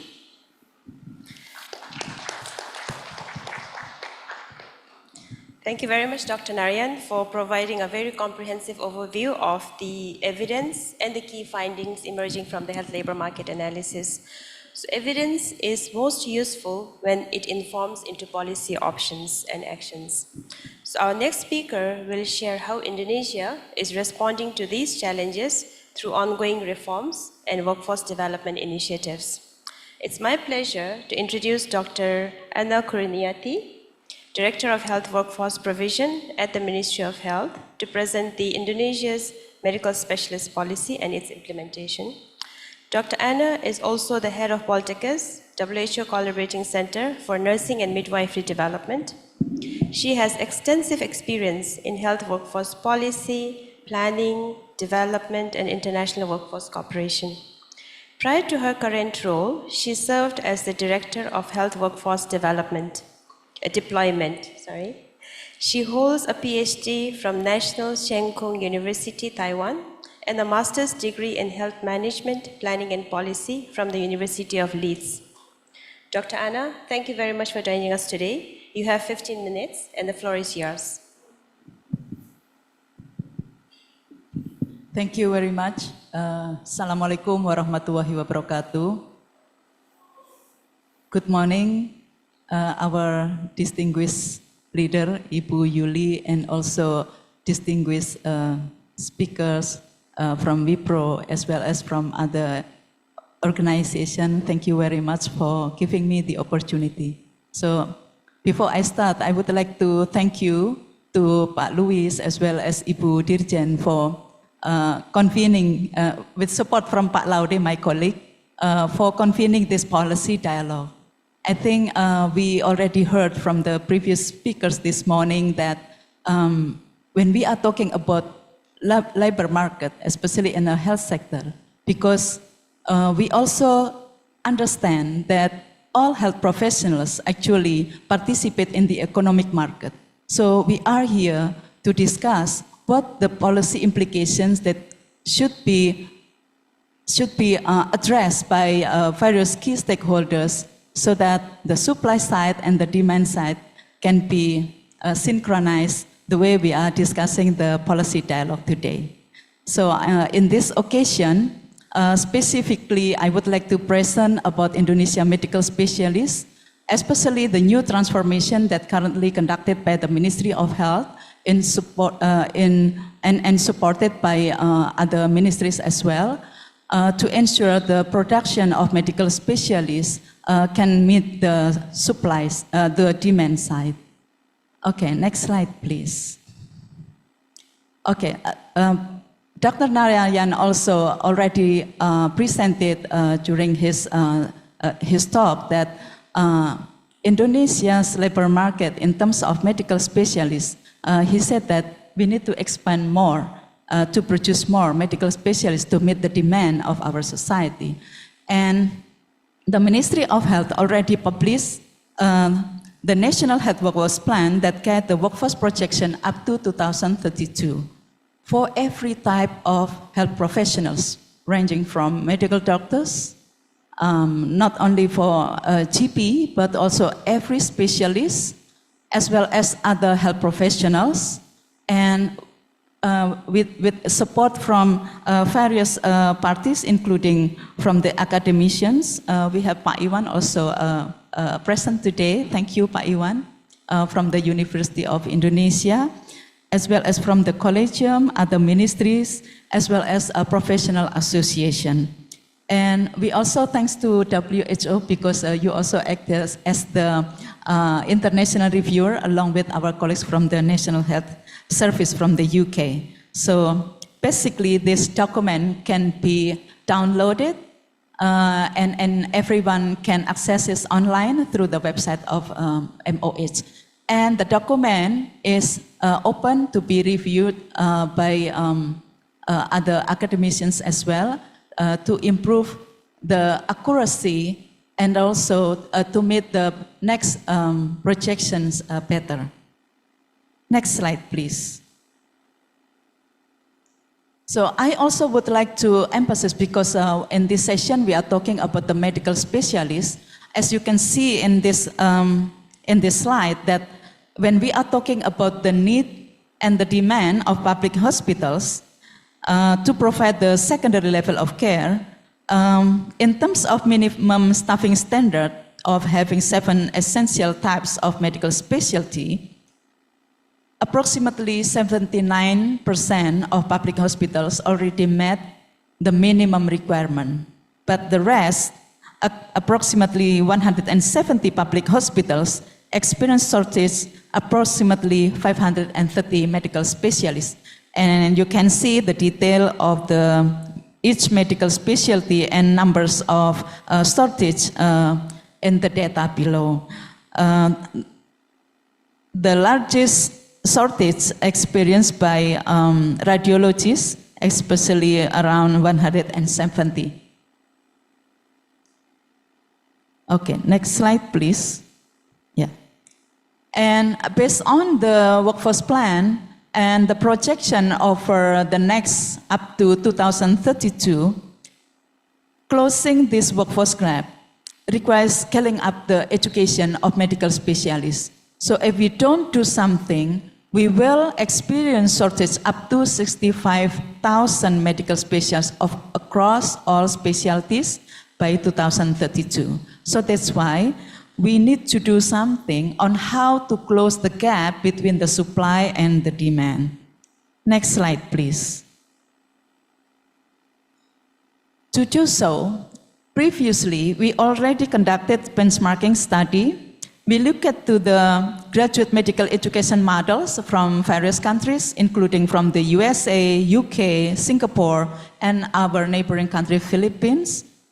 We look at some aspects like the type of program, whether this is an education program formally conducted by university or not. So we see that some of the type of the program are non-degree conducted by the teaching hospitals as the sponsoring institution. And the partnership with university in various countries are not mandatory, while in Indonesia it is mandatory by law. And for the accreditation, there are several bodies that conducted the accreditation. For example, in the US, it is conducted by the HLMA. In the UK, it's conducted by General Medical Council. And then other countries also have set up their accreditation system. There are some other aspects that we also compare during the benchmark study, including the curriculum standard, the duration of the specialty education program, and also the stages of the education, whether or not the residents receive salary, and we learned that most of the models in various countries that the residents also salaried. There are also national competency exam and certification for those already completed the education or training program. And previously, Pak Bona also shared about how many productions from other countries in terms of graduates of the specialty programs. Next slide, please. So that there are some key areas of transformation that recently we conduct, including the competency-based training as our focus, building hospital networking, develop the health workforce planning, also provision of safe clinical learning environment, and sustainable governance and financing. Next slide, please. So, the transformation of medical specialist education in Indonesia, already accommodated by Law number 17, issued in 2023, in which the medical specialist education currently has two pathways. It can be conducted by the university as the sponsoring institution, as well as at the hospital, teaching hospitals. Both institutions, whether the enrollment through the university or through the teaching hospital, these two sponsoring institutions should work collaboratively. So for example, the university must send their residents to the teaching hospitals, and vice versa, the teaching hospitals also need to collaborate or partnering with the university. So in terms of the accreditation, there are some differences at the moment. So I'm sure that by synchronizing the regulation both at the Ministry of Health and the Ministry of Higher Education, we hope that in the future there will be no more differences in terms of the accreditation standard, acknowledging or recognizing the different characteristics of the teaching hospitals as the sponsoring institution, as well as other differences that currently being on the discussion table. Next slide, please. So I would like to inform you as well that since 2024, the Ministry of Health already introduced and implemented the hospital-based specialist education program. We have 6 hospitals as the piloting hospital-based specialist education program, and we have 167 residents from the 3 batches of the selection, and recently we are conducting the selection for the 4th batch. So hopefully by the end of, in early August, we already have the 4th batch of the residents as well. And in terms of sponsoring institutions, all 6 hospitals already accredited by the HLMA, and we also received the first accreditation by the Lampaticus for the study programs. Next slide, please. So this is to show you the learning process that currently conducted by our 6 study programs at 6 sponsoring hospitals. We adopt the milestone of competence from the HLMA, but also we adopt the standard of education of specialists in Indonesia, especially to divide the stages of education through 3 levels, the junior level, intermediate level, and senior level. So each level, we also combine with the competency achievement assessment that refers to the MOC from the HLMA, with accommodating 6 core competencies, and all the activities of the learning process recorded and can be tracked down and monitored using the e-logbook. And this e-logbook already integrated into the national health data that use the website of the Ministry of Health. Next slide, please.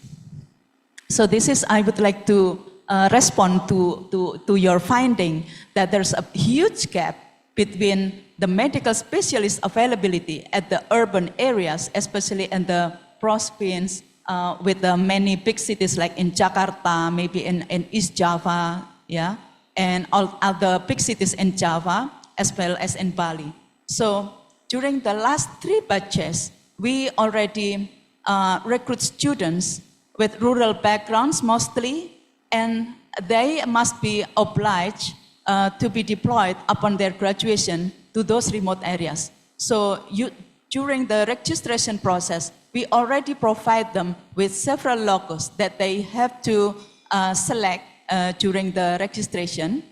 And we do not open some locus or regions in Java, Bali. So all locus open only from, especially in remote regions. So you can see the distribution of our residents at the moment is clearly to fill the gap between the lack of distribution and maldistribution among the urban area and rural areas. Next slide, please.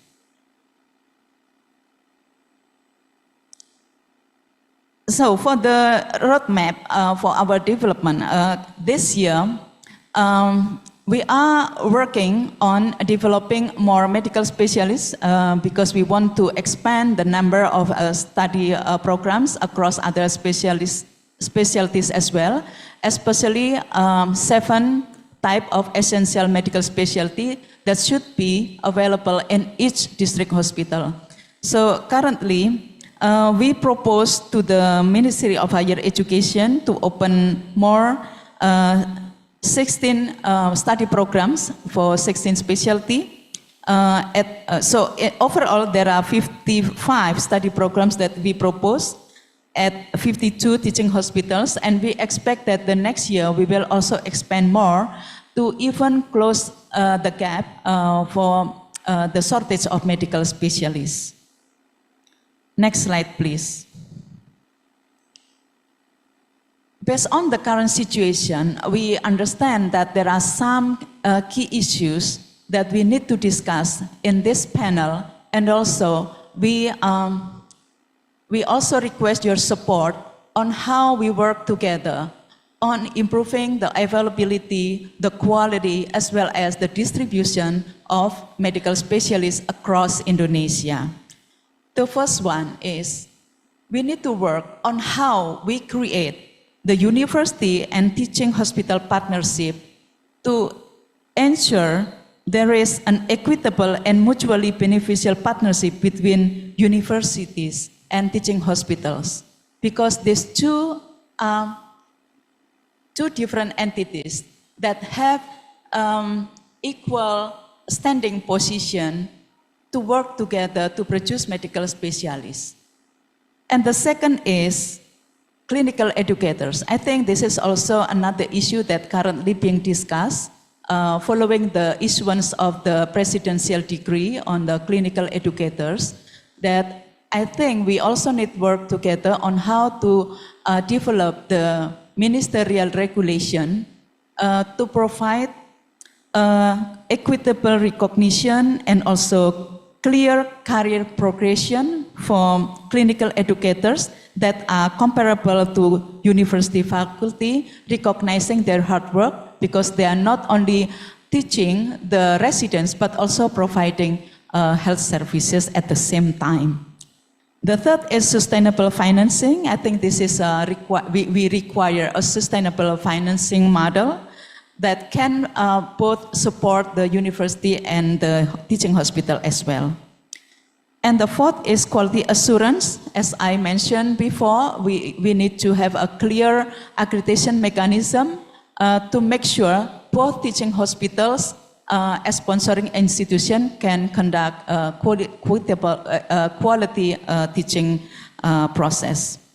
And the fifth is graduate competency standard, following the standard of competency issued by the collegium. And the last but not least, a very big issue at the moment is resident welfare and safe learning environment.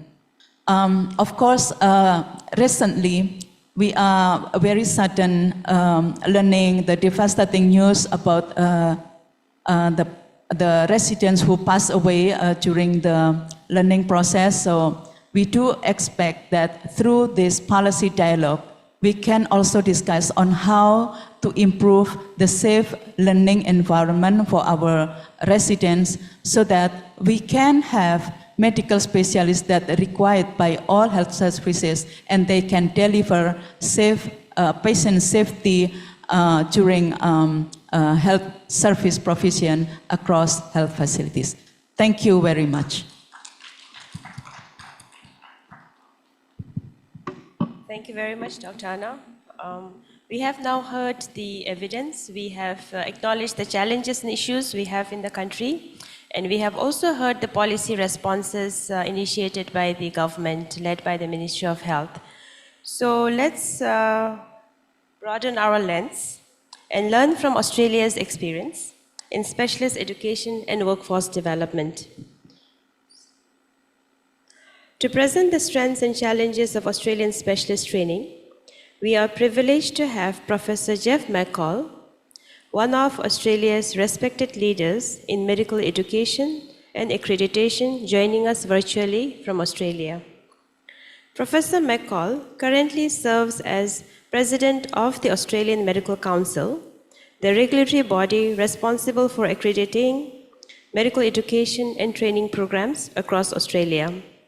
He is also an emeritus professor at the University of Queensland and previously served as Executive Dean of Medicine at the University of Queensland and head of Melbourne Medical School.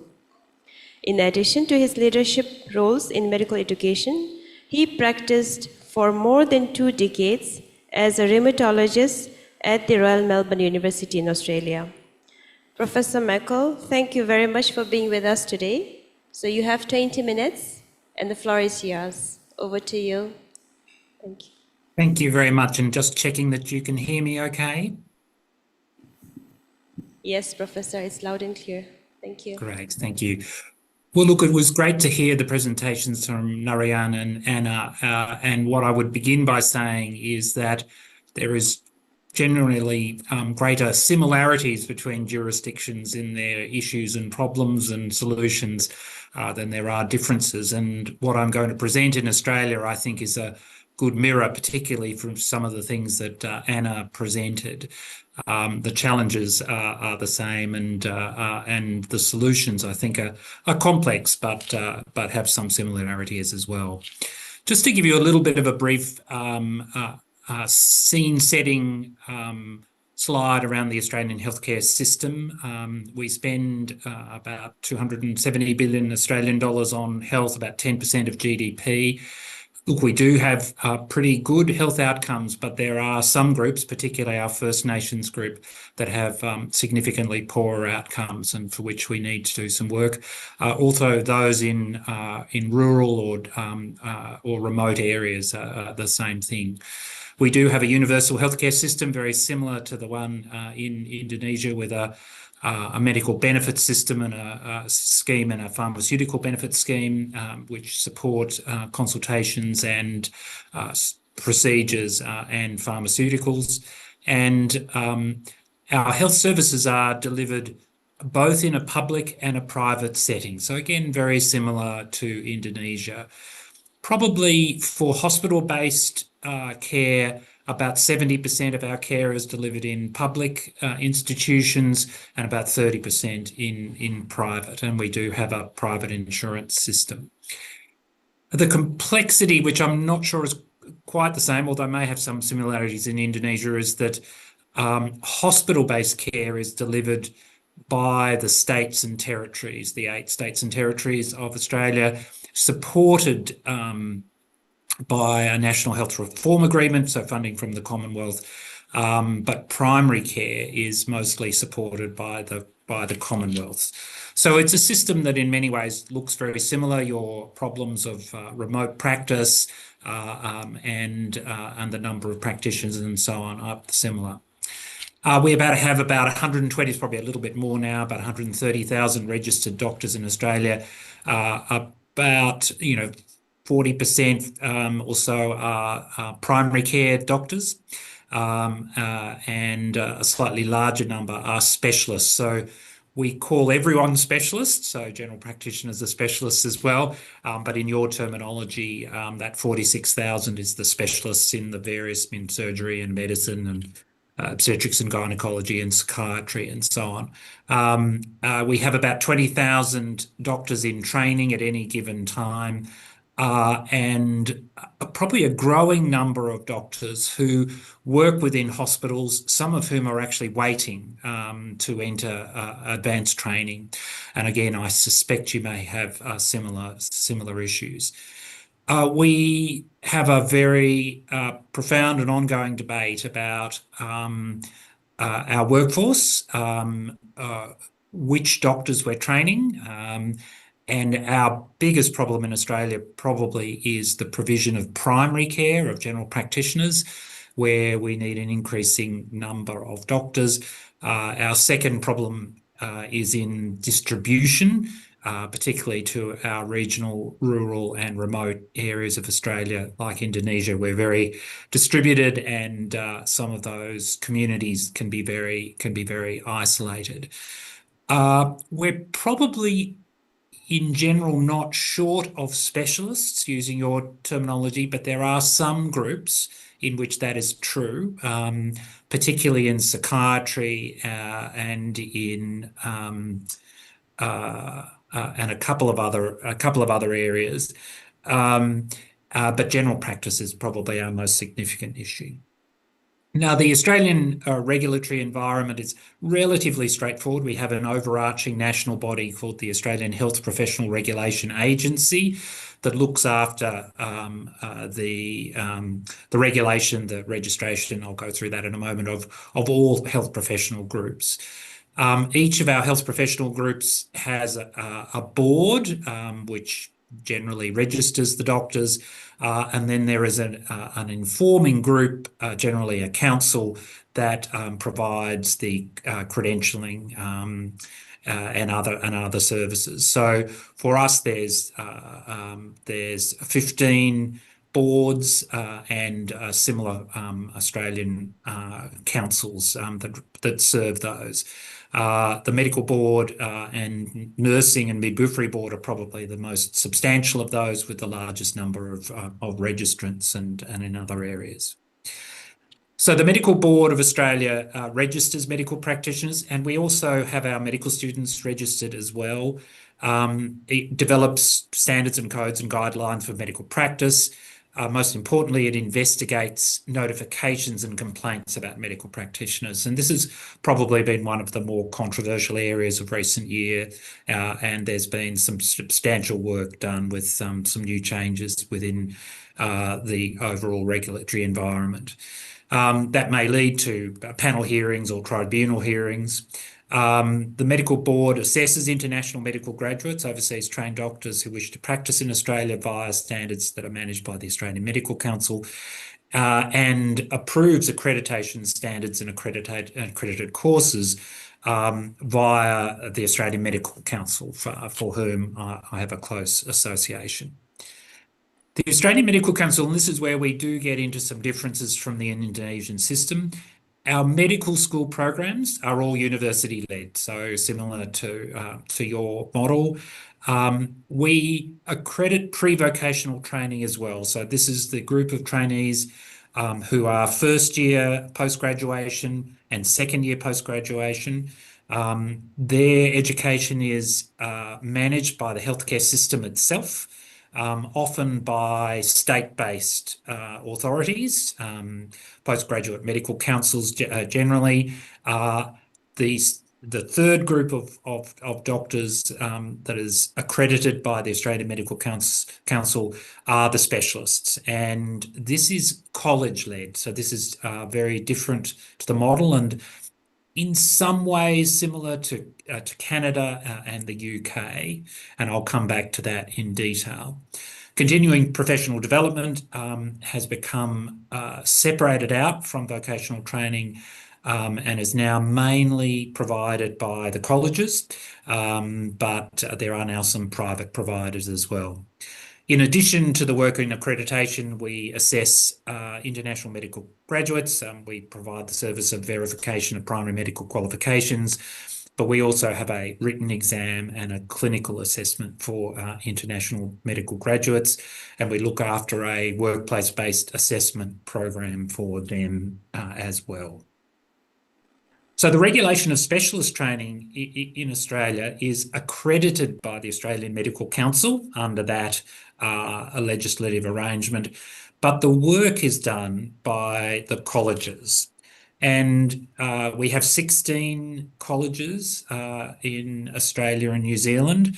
Some are binational, so they're both countries, and some are just Australia. They're in the familiar areas. We have 2 that represent primary care, which is the College of Rural and Remote Medicine, which represents that more non-metropolitan type doctors, and the College of General Practitioners. And the remainder, I think, would be very familiar to you. Many of these colleges have histories that go back more than a century and have been involved in training for a very long time. So how does the system actually work? Well, each college specialist training program is accredited by the Australian Medical Council against a set of standards. And those standards have just been recently revised, and we're certainly very happy to provide those for you. It sounds like you have a very good set under your MOC sort of rules already. We look at all aspects of training, the site accreditation arrangements, the curriculum, the assessments of trainees, and because we have a diversity of colleges, we have a diversity of approaches to assessment. Often it is still some written and some clinical assessment, but some colleges have other approaches to it, particularly in primary care. The trainees themselves are employed by the health system, generally in each state, so they're employed by the state-based health system, or within a private setting. If they're in primary care, they may be employed by the general practice themselves. Now, what has become reasonably controversial in Australia over the last 4 or 5 years is the colleges make the decision about which training role within the health system is accredited against some agreed criteria. And those criteria probably varied between the 16 colleges, and I think that's a problem that you don't have because you've got harmonisation in that area. And that resulted in some disputes. At the completion of training, a training program, so a training program accredited by the AMC through a college, working generally for most of that time, there may be a research component within it. They would then receive a fellowship, which would provide them with the privileges of training of the healthcare system and billing. So this is probably the important bits, and this is where I think, very similar to Anna's talk, I think there's some great strengths in the model we have, but there are also some weaknesses. I think the strengths are the professional input into curriculum and assessment from each of those specialty areas, and they've driven this. It then embeds a training culture, often within specialty units within hospital, and I think has been a great strength over many, many years. There is an oversight over that with the Australian Medical Council, so that regulatory frame, I think, has always been a strength. The quality assurance is sort of managed in two ways, so that the hospital itself has its own separate hospital-based accreditation system, which ensures the quality assurance of the delivery of healthcare. At the same time, the educational program has a quality assurance which is managed by the Australian Medical Council. Now, Anna mentioned about supervised clinical training, because I think our supervisors are a very rich resource, sometimes not always celebrated as much as we might like. They do the lion's share of the work, and we are spending more time in Australia and would be very interested to talk about this further at some other point in time in how we develop that clinical supervisory capacity, which I think is critical to the system. I think our qualifications are in general internationally recognised. Patient safety, which is a critical feature of our overall aims of our healthcare system, are embedded within training because their trainees are employed. And there is stability in this model in general.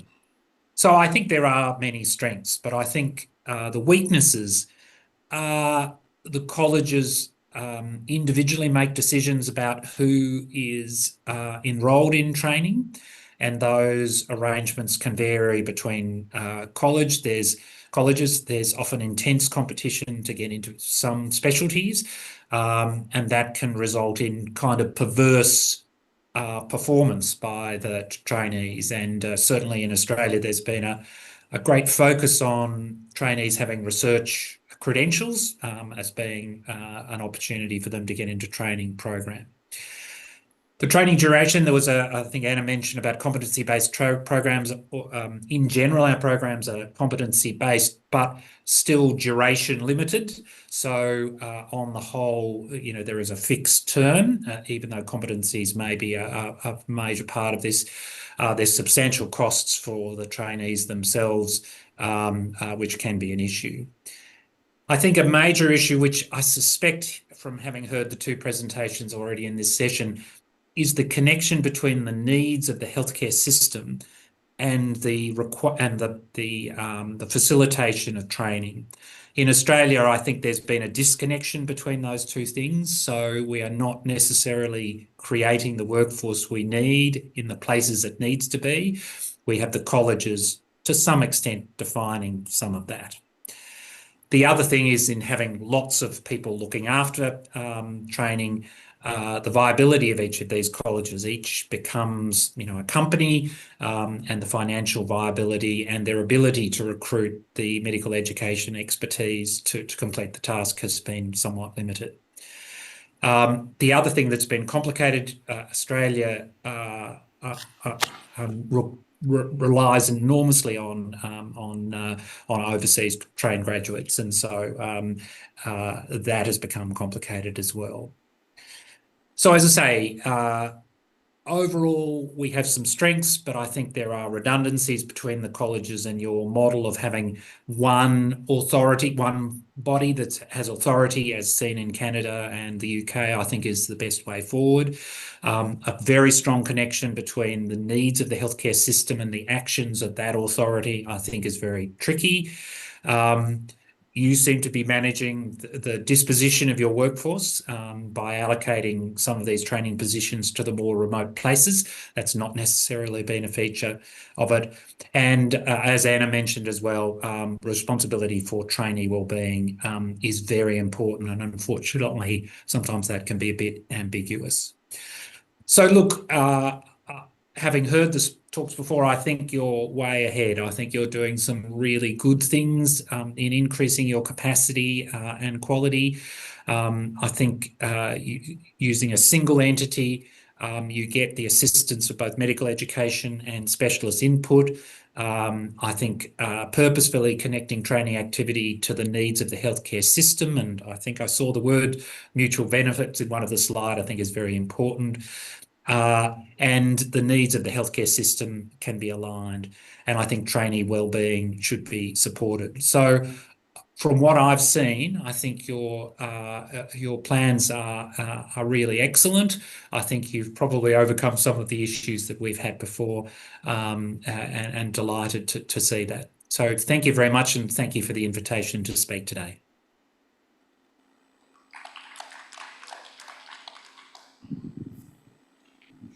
Thank you very much, Professor Michael. I think we heard loud the lessons from Australia that can at least be used for Indonesia's context. And then also Professor Michael has re-emphasized the linkage between the health system's needs and the production specialists. I think that's a very important highlight of this presentation as well. So now, dear participants, we have heard 4 complementary perspectives in the current session.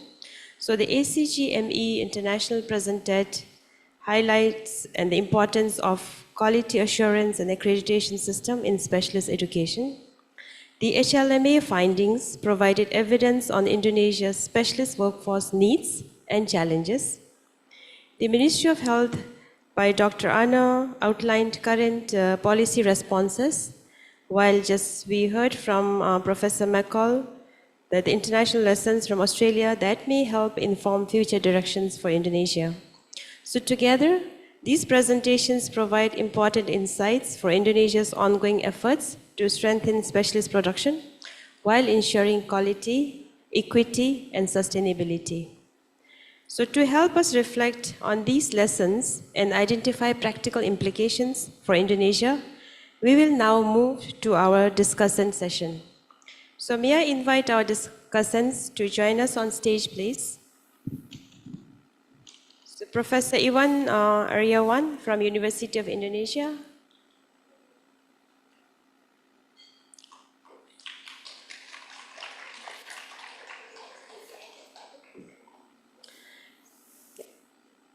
Professor Titi Savitri from University Gadjah Mada.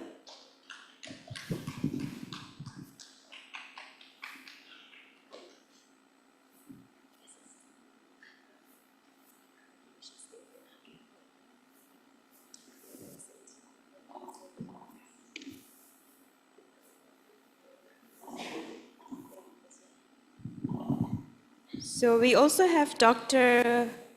Pungkas Bajuri, Deputy of Human Development, Community and Culture, joining us online.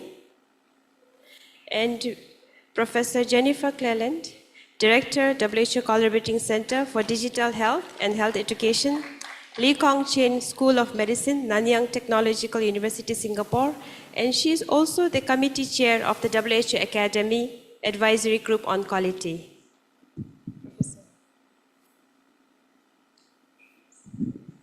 So thank you very much for joining us.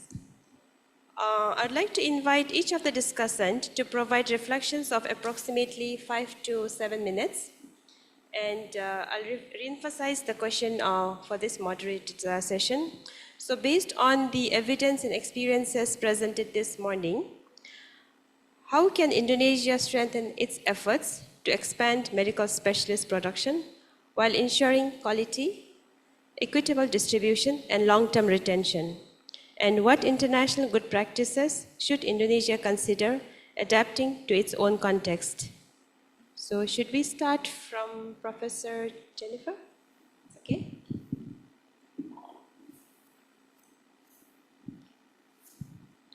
Thank you. Good morning, everyone. So perhaps it's useful to have some background. Although I currently work in a very small country that really has no rural or remote issues with healthcare, I was based for many years in Scotland, which is another small country, but has a lot of issues with inequality and equity in terms of health outcomes across urban and rural environments. And I was involved in, and still am involved in, training the rural workforce there.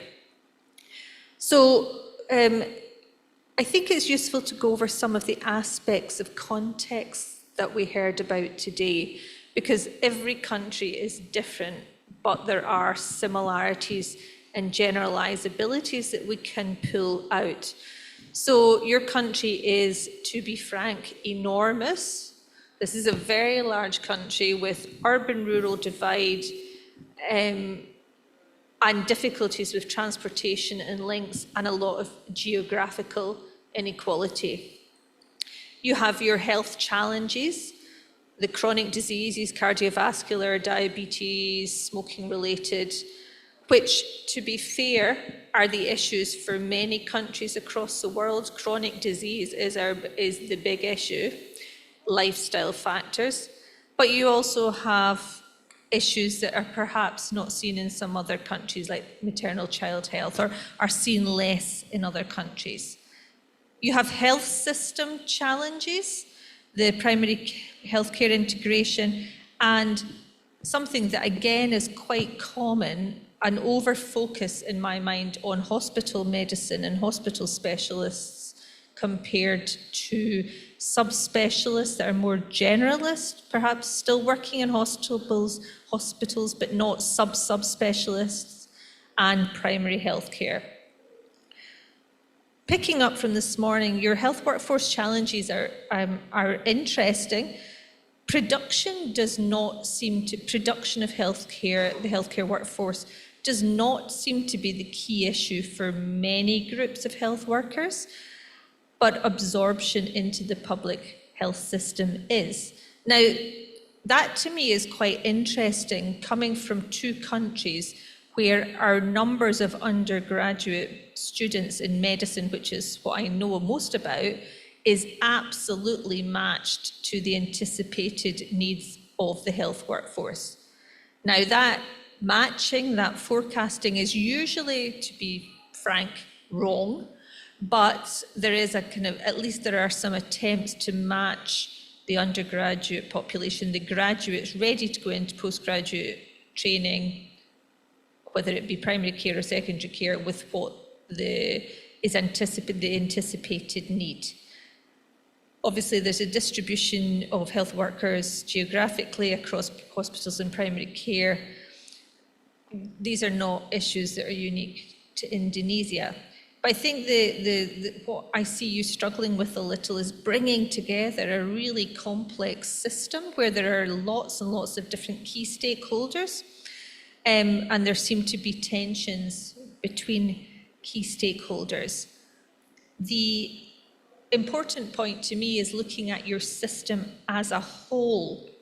So if you just look at one part of it, whatever you do in a system will have ramifications to other parts of the system. So it's really important to look at everything collectively. So for example, this point of lack of absorption into the public sector, that there are many, many reasons associated with that. You can't just look at one of them, you have to try to get the full picture. So I really think you have to think at a systems level here. I was interested in some of the differences in slides earlier, and perhaps a continued emphasis on assessing knowledge, where many countries across the globe have shifted to assessing clinical competency. And I think that's really important. Knowledge is the underpinning of a health professional. You have to have a certain amount of knowledge. But things are changing because of the easy accessibility of health and other related knowledge. So yes, assess knowledge, but what is more important is critical thinking and how to apply knowledge in practice, which is where we come to clinical competencies. So there does seem to me the importance of shifting to a system where you are assessing clinical competence in the workplace in an appropriate way for the point in training. And that then brings in questions to do with the nature of the clinical learning environment, training the trainers, assessing regularly, setting the competency standards for different levels of training, particularly the end of training, that point where somebody shifts into independent practice. The examples we heard this morning showed slightly differing approach to quality assurance and accreditation, different setup in Australia and America. And I can also see a different setup in Singapore, in Scotland, in Canada, and many other countries. But perhaps the point is that there really has to be some overarching governance for all training that is that works to the same standards. Those standards may need to be developed, but it is important that there is a coherence and an agreement. So the one thing that wasn't discussed directly this morning was money, and that is the root of all evil, particularly in healthcare. So healthcare costs money, healthcare costs a lot of GDP in every country, and healthcare is expensive, but so too is training the healthcare workforce. But a well-trained, highly competent healthcare workforce that is in the right place, doing the right things for the population, is a way of saving money further down the line, particularly investment in things like primary care and subspecialty training. I have 7 seconds left, and my last point would be, I think that Indonesia has to think, where do you want your healthcare system to be in 10 years, 20 years, 30 years, 50 years, and work backwards from that in terms of thinking, how do we train, how do we recruit, how do we retain, how do we assure? Thank you.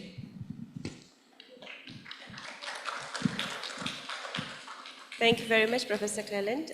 Maybe I'll give the mic to Professor Titi. Bismillahirrahmanirrahim. Assalamualaikum warahmatullahi wabarakatuh. Yang saya hormati Ibu Yuli sebagai Dirjen SDMK, kemudian Ibu Arianti, Pak Laude, and all the distinguished Echelon 1, Echelon 2 government official, distinguished speakers, professors, colleagues, ladies and gentlemen, and also Pak Louis from WPRO. First of all, thank you very much for the privilege to have the opportunity to speak in this forum. I would like to complement the analysis done before by examining the issues from a legal and governance perspective. Specifically, I will explore how the existing legal framework, jadi saya akan melihat dari kacamata hukum, or precise, terutama dalam pendidikan kedokteran, or precisely the legal vacuum in specialist medical education that may contribute to these workforce challenges. So the challenge demonstrates that the issue extends beyond simply increasing the number of specialists. Indonesia requires a specialist education system that is effectively governed, appropriately coordinated, and supported by a coherent legal framework capable of responding to national healthcare priorities. In this opportunity, I will analyze the issue from the medical education perspective, examining the governance, legal framework, institutional responsibilities, and regulatory arrangement that shape the organization and quality of specialist education. To understand the governance challenges in special medical education, it is important to first consider the legal framework. Jadi pertama kita akan lihat situasi undang-undang kedokteran, undang-undang pendidikan, the principal legislation regulating the entire education system is the law number 20/2003 on the national education system. Jadi kita punya undang-undang Sigdiknas yang saat ini dalam proses revisi. Nah, building upon this foundation, law number 12 of 2012 on higher education, jadi undang-undang 12 tahun 2012 tentang pendidikan tinggi, provides a more specific legal basis for higher education, including specialist education. Importantly, Article number 25, paragraph 6, which explicitly states that further provisions concerning specialist education shall be regulated by a government regulation. Jadi di Undang-Undang Dikti pasal 25 ayat 6 disebutkan bahwa ketentuan lebih lanjut tentang pendidikan spesialis akan diatur dalam peraturan pemerintah. This provision demonstrate the legislature's recognition that specialist education requires a dedicated and more detailed regulatory framework beyond the provisions of higher education law itself. Jadi pasal ini mengatakan bahwa untuk pendidikan spesialis dibutuhkan peraturan tersendiri. However, the government regulation mandated by Article 25 paragraph C was never enacted. Sampai sekarang mandat dari pasal 25 ayat 6 Undang-Undang nomor 12 tahun 2012 tentang pendidikan tinggi belum pernah dibuat sampai sekarang. As a result, the comprehensive regulatory framework envisaged by the legislature has never materialized. This legislative omission has created a legal vacuum. Jadi ada kekosongan hukum karena tidak ada peraturan pemerintah yang khusus mengatur tentang spesialis education dengan spesialis. Padahal itu sudah dimandatkan di Undang-Undang Dikti tahun 2012. Jadi sudah 14 tahun belum dibuat gitu. Sehingga this condition leave many fundamental aspect of specialist medical education without clear legal guidance. Hal sepele, definisi residen tidak ada di undang-undang. Padahal kita lihat residen itu punya dual fungsi sebagai learner, sebagai peserta didik dan sebagai pekerja atau sebagai berkontribusi pada pelayanan kesehatan. Tapi di undang-undang pendidikan tinggi kita hanya mengenal peserta didik gitu. Banyak contoh-contoh lain ya, termasuk situasi di rumah sakit pendidikan yang harus mengikuti dua peraturan dikti dan peraturan Kementerian Kesehatan. It is this legal vacuum that I argue constitutes one of the principal challenges facing specialist medical education in Indonesia.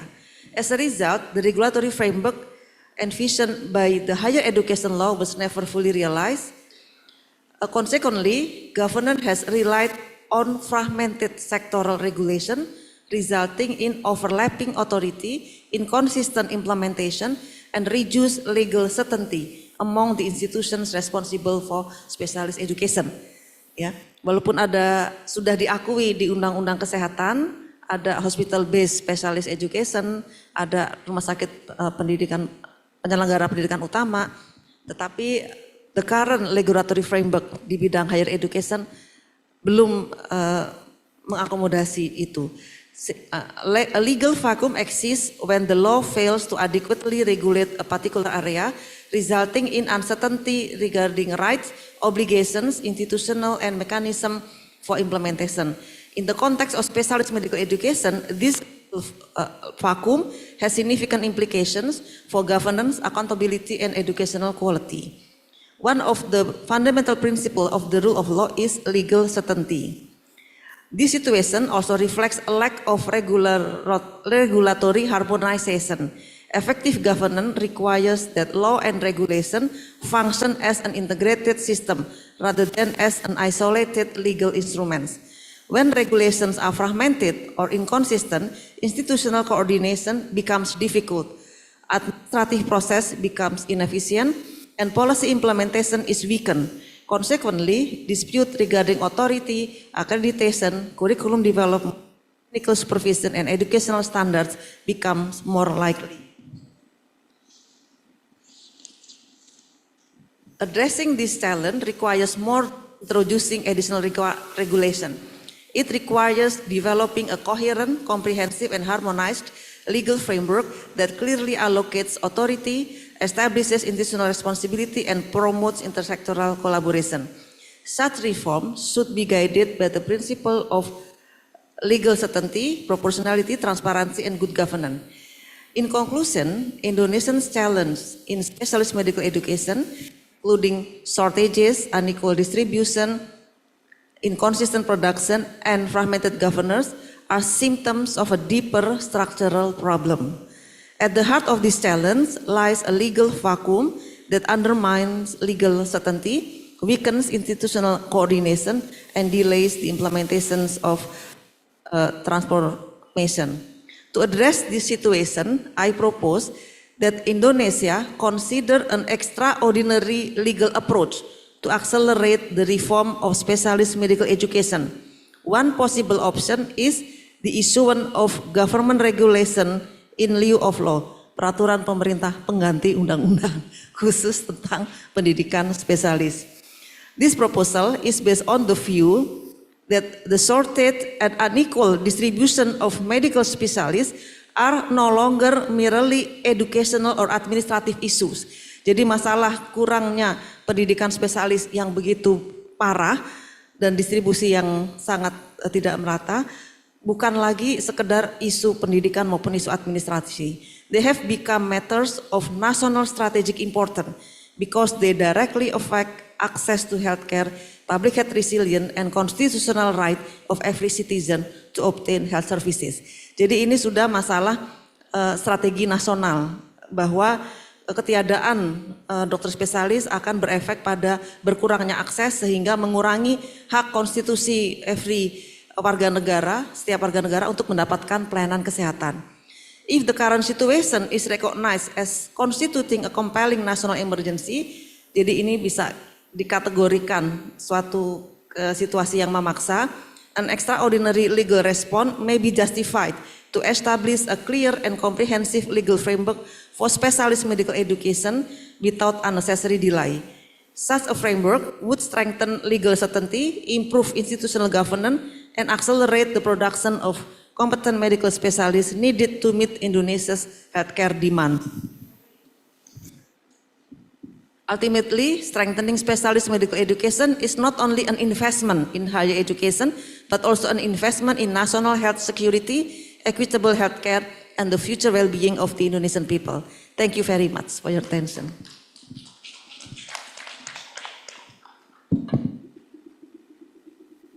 Thank you very much, Professor Titi. So we do have a change in the participation online. So instead of Dr. Pungkas, we have Ibu Endang Sulastri, Director of Higher Education, Science and Technology from the Ministry of Development Planning. So we would like to give the floor to you, Ibu Endang. For your information, Ibu, in case if you want to present in Bahasa, you're most welcome to do that because we have interactive translator in the room. So thank you very much. Over to you. Yeah, thank you so much. Good afternoon, everyone. Distinguished Ibu Yuli, all speakers, guests, and teams from Ministry of Health. First of all, please accept our apologies that Bapak Pungkas, the Deputy for Human Development and Culture at Bappenas, could not join us today due to another meeting. And thank you for the important and very useful presentations from all of the speakers. From Bappenas perspective, the main takeaways that Indonesia doesn't face only a shortage of specialists. We are dealing with 4 connected problems: insufficient numbers, inappropriate specialty mix, unequal geographical distribution, and also weak absorption and retention in the public health system. So what can Indonesia improve in its current strategy to increase the number of specialists while we also addressing the distribution and retention issues? So from our perspective, the first improvement is to, planning has to be based on real service needs. We need a clearer answer to some basic questions. How many specialists do we need? And then in which specialties, in which regions, and for which hospitals. And at the moment, the relevant data are still spread across different institutions between Ministry of Health and also Ministry of Higher Education. So we therefore needs one integrated data system that link disease burden, population needs, and then training capacity, scholarship, hospital vacancies, and the actual location of practicing specialists. So I think the key is to connect workforce projections with education quota and funding decisions, and then hospital capacity, recruitment plans, and also deployment. So this would help Indonesia move away from general national targets and toward planning that reflects actual service needs in each region. So the goal is not simply to produce more specialists, but how to produce the right specialists in the right numbers for the right locations. And then secondly, we have university-based and hospital-based training, and this should work as one system. And we see that both pathways have strengths. University brings academic capacity, research, curriculum development, and also established education systems. And hospitals bring strong clinical exposure and can help align training with real service needs. So the two pathways should not develop separately. We need a clear division of roles, stronger coordination between Ministry of Health and also Ministry of Higher Education. And we also need comparable standards for curriculum, supervision, assessment, patient safety, and also graduate competence. So we see that the challenge is to combine the strengths of both models between university-based and hospital-based without creating duplicated system or different quality standard. Because we can have two training pathways, but it should not have two different standard of quality. And then finally we also need to change how we measure success, because success should not only be measured by the number of training programs, residents, or graduates. We should also look at whether specialists actually take up their positions, whether they remain after 1, 3, or maybe 5 years, and whether access to specialist services improve. So for Bappenas, the main improvement is therefore to build end-to-end system from workforce planning, education, financing to employment, placement, and then retention, and also the service outcomes. Thank you, Ibu.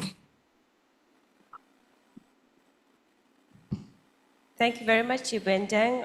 Actually, Ibu Endang has really highlighted the health labor market analysis framework. So she's really explaining the framework across supply, demand, need, how we should actually link it. So thank you very much, Ibu Endang, for that. So we do have Professor Iwan Eriwan, who will give the reflection through a presentation slide. So thank you very much. Thank you.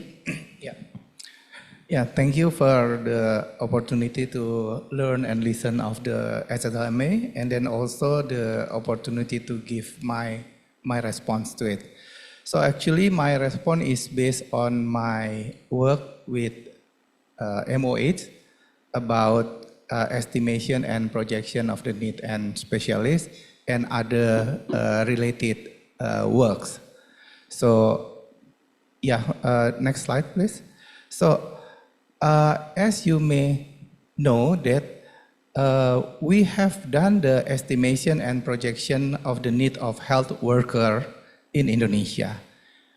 And in calculation of this need and demand, we base on the epidemiology and burden of disease. So we are not only based on the ratio to the population, because we have a more detailed data about diseases.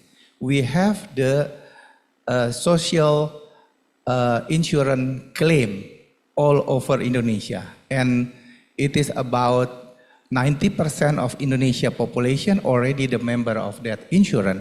The data is ready at the central level, so we use the data.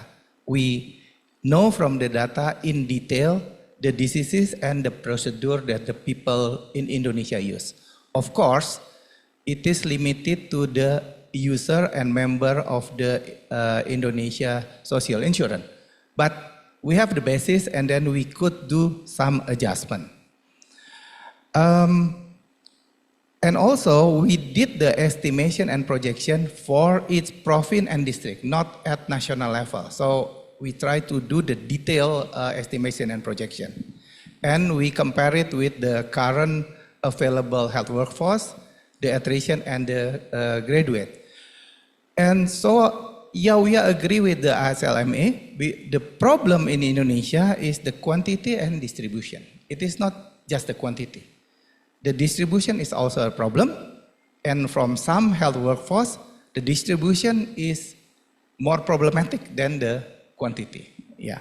But most of them are still problem in the quantity, in the number of the health workforce. Next slide, please. So, in the next slide, this is just an example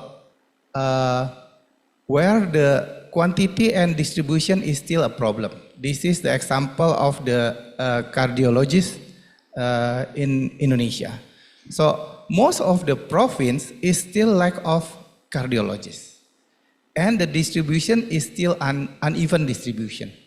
So we could see here that actually if we want to make the distribution, evenly distribution, we need to distribute the cardiologists to a province based on priority. So we try to create also the priority score based on the equality of access. So not the equity yet because we have not put the weight on the access, geographical access, etc. Just the number of cardiologist problem, a cardiology problem, cardiovascular problem to the cardiologist. So we could create this one, yeah. And we have see the effect of this lack of cardiologists. Also the lack of other specialists and other workforce. This is just for example. Next slide, please. This is just for example.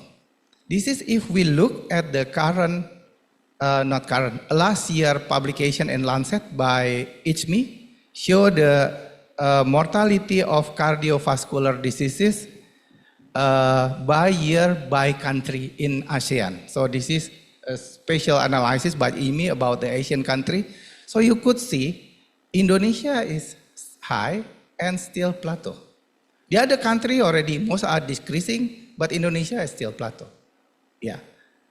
Maybe this is the lack of cardiologists. We don't know, but that's one factor. Yeah, it is not just only the lack of cardiologists. There are many factors, but I think this will be one of the factors. And then we'll look at the next slide, please. This is the problem more on distribution, the OBGYN. As the HLMA analysis show that actually for OBGYN, the quantity is not, the lack of quantity is not that many, but the distribution is a problem. So here if we look at the distribution, so if we want to make the evenly distribution of the OBGYN, we should have a target of 166 obstetric complication per year per OBGYN. So we will have the evenly distribution of the OBGYN.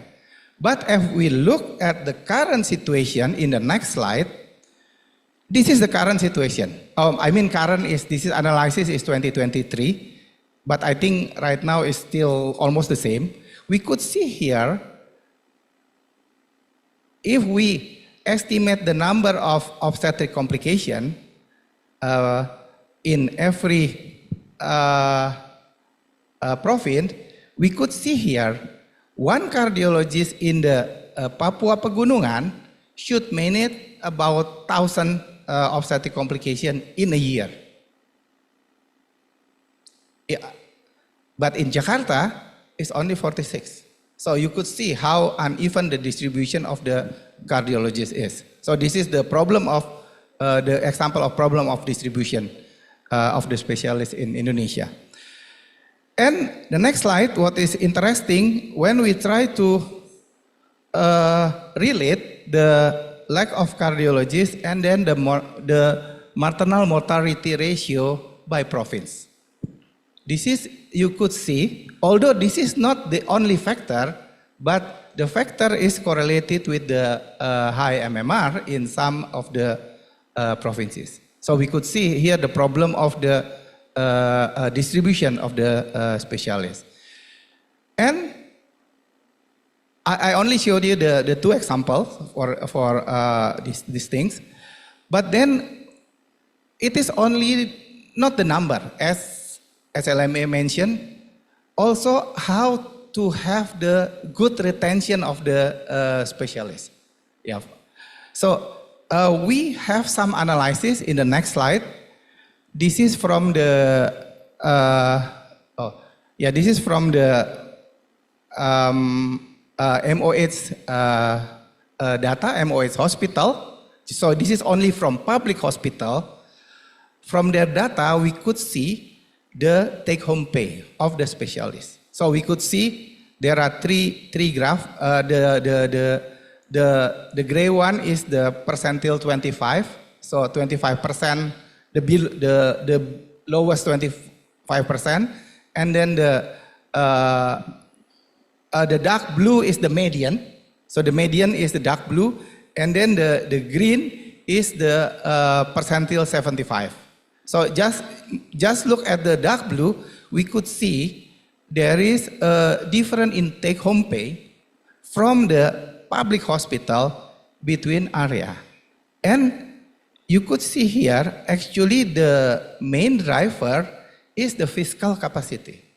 The DTPK is not, have an effect, but not the high effect, but the effect is the fiscal capacity of the area. So this is our challenge in the low fiscal capacity district. So this is the analysis that we have done, and then I think it in line with what HLMA already mentioned in this morning. So actually we have so many data and so many analysis right now. We already know most of the problem, most of the solution. So I think now is the time to execute the solution, the policy, and the program for the health of Indonesian people. Thank you.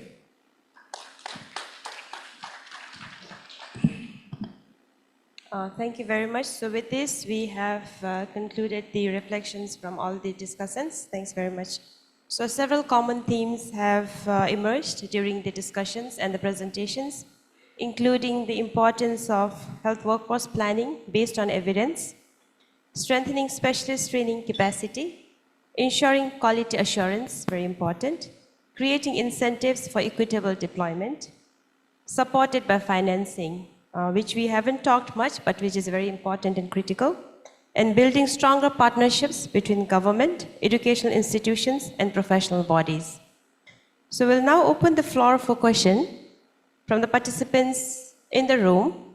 In the interest of time, we are told to take only one question.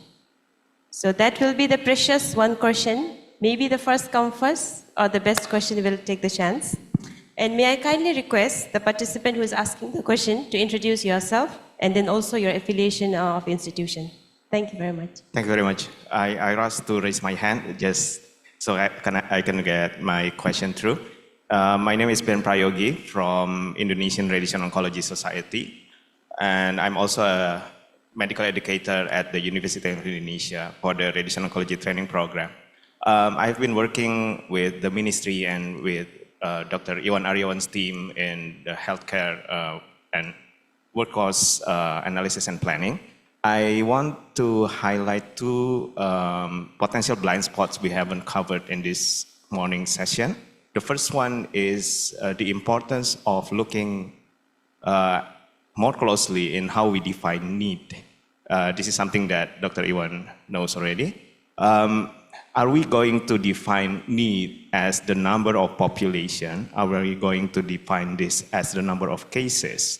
Or are we going to define this linking with the readiness of the facilities? Because let's say for radiation oncology, If we produce 100 radiation oncologists and send them all over Indonesia without any facility, they will do nothing, right? So this is something that we've been advocating to the ministry as well. We want to know what is the plan for the next 5, 10, 15 years, knowing that the pipeline takes 4 years and the project for a new facility takes roughly 4 to 5 years, like Jennifer mentioned earlier. So that is one thing, pipeline and matching the need. The second one is about retention. I resonate with Dr. Iwan's analysis about the fiscal capacity. But again, there is something else that I think is missing, and that is the development status in other sectors outside health. And as always, we have been thinking in silos. We are sitting here thinking about health, but we are not thinking about education. We are talking about other things. Personal stories. I know 2 colleagues, my seniors and my juniors, who died during the line of service in Papua, both of them in Papua. And they are linked to problems in transportation. They are linked to problems to, security. How are we going to make sure that our colleagues who have spent so much time, spent so much money getting the degree, conserve in the facilities, conserve the society without feeling any danger to their own safety, without sacrificing the future of their family and children? I think that is something we also need to consider. Thank you. Thank you. Thank you very much for that very precious one question. So I'll give the floor to Ibu Ana to kindly respond to the question. Thank you very much. Thank you. That's a very good question. I would like to say that, of course, the data that is used by Dr. Iwan is based on the availability data, because he used the previous claims, yeah.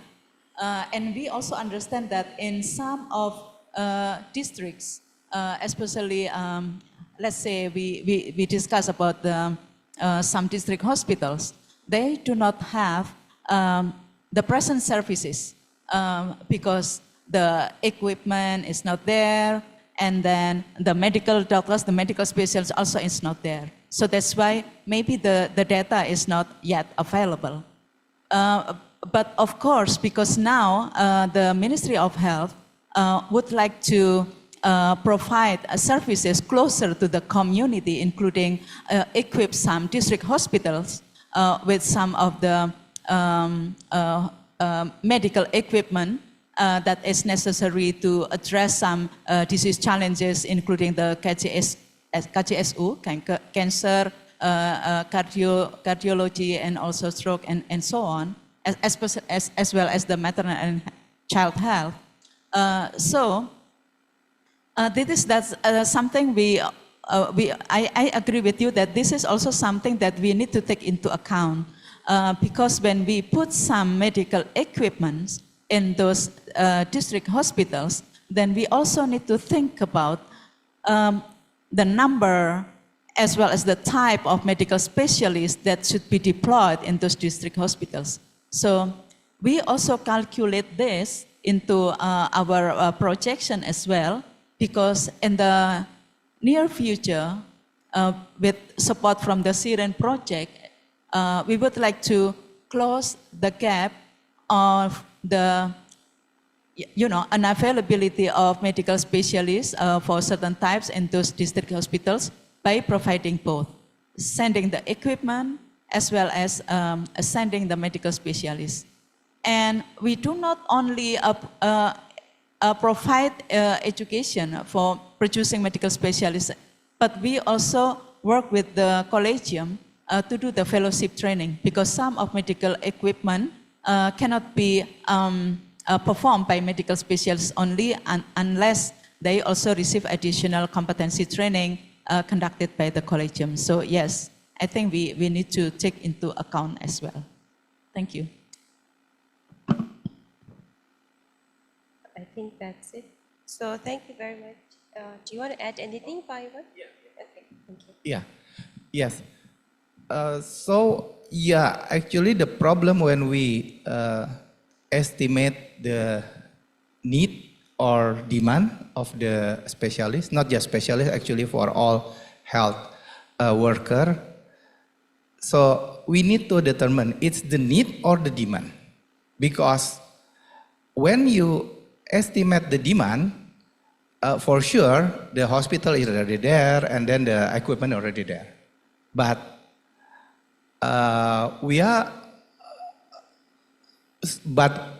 we may not fulfill the need of the population because there is, for example, there is no cardiac center.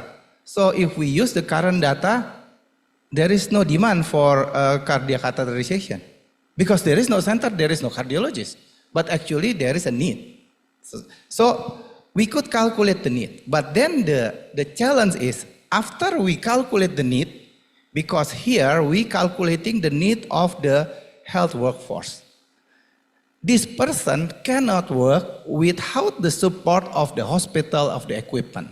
So that's why I always say to the Ministry of Health, use the same assumption, use the same estimation and projection for planning the health facility and then the health instrument.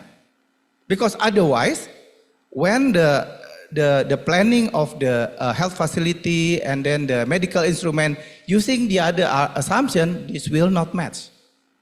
Yeah, it could be that we have the specialist already trained, already placed in that area, but there is no hospital. That is possible if you are using the different method of calculation, estimation, and projection. So that's what I always say to the MOH. I hope the MOH will do that. Yeah. And then the other challenge actually that we need to collaborate with the social insurance, with the BPJS, because yes, MOH could build the cardiac catheterization center, but if the national insurance company, the BPJS, do not accredit it, the people cannot use it. Most of the people cannot use it. The people that want to do the out-of-pocket payment can do it, but most of the people cannot. So there should be a collaboration between the planning of the health facility and then planning of the health equipment and then also the planning of the insurance coverage, especially the social insurance. Why we calculate the need for the health workforce? Because when we need to fulfill the need of health workforce, it will take time. For example, for specialists, it may take time 3 to 5 years. So we need to start now if we want to have some number of specialists in the 5 years. But building the hospital, buying the equipment maybe take less time. But it should be done together. If it is not, yeah, there will be a mismatch. Yeah, I think the key is the collaboration inside MOH and also MOH with other sector.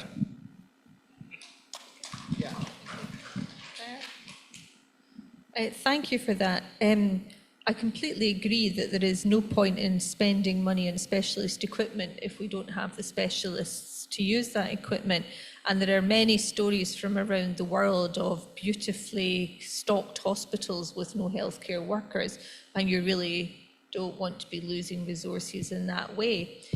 But I wondered if you need to dial back a little bit and think about what's needed for the population, because I keep hearing the term specialist. Now, specialists in my countries are people who work in hospitals, who are working with patients who are already ill. So what are the health needs of the population in terms of public health, preventative medicine, health literacy? Public health, primary care are relatively speaking, cheaper than hospital specialist care. So you get more health outcome for your buck, more bang for your buck. So and maybe it's just a language difference, but rather than talking about specialist care, can we think about healthcare of the population? And that's not just about hospital medicine. In fact, hospital medicine should be way down the line.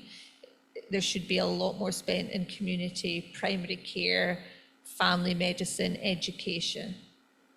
Thank you. Thank you. Thank you very much, Dr. Anna, Professor Ivan, and Professor Jennifer Villand. So I think there's a special consideration to accept one question from the online participants. So can we please see the question?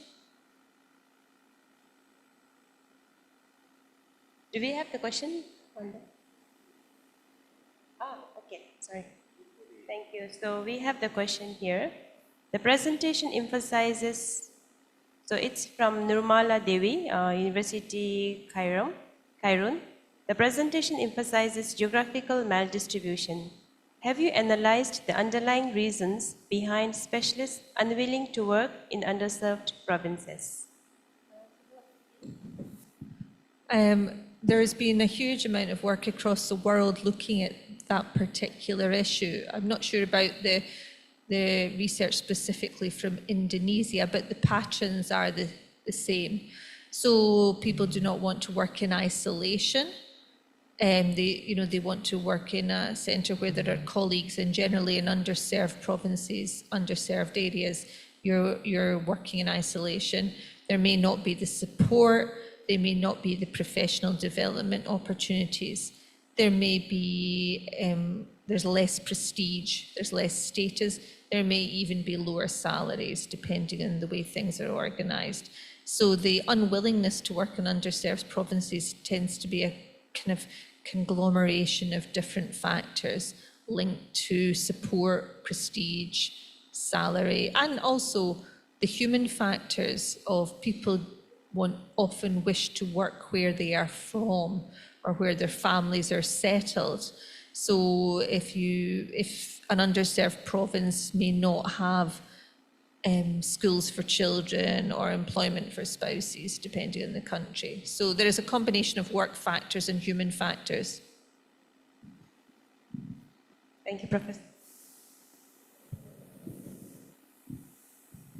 I think this problem occur in many countries, and therefore in 2010 there is a movement, social accountability movement for medical education, where the main purpose of education is to serve the needs of the population. So one hospital and medical school, they recruit local students or local residents. When they finish their educations, they will be returned to the local community. And this model has successfully been implemented, I think in Philippines, in Canada especially, the social accountability movement, where every teaching hospital, every school, they are assigned with a particular area where they have to meet the needs of the population in terms of the health workforce from GP, specialists, and other health workers. Thank you.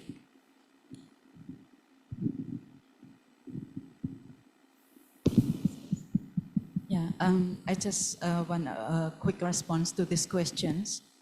Yes, previously the MOH in collaboration with some academicians, we did the discrete choice experiment, I think some years ago. It's also published online in the +1. Maybe you also can take a look to the +1 journal. The title is What Medical Specialists Want to Stay in Remote Areas of Indonesia, the Discrete Choice Experiment.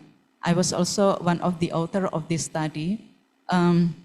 Basically, we used the instrument from the WHO on how to look at the preference of medical doctors, whether or not they want to stay in the remote areas, and what kind of bundling interventions that would attract them to to stay in the rural areas and to serve the population.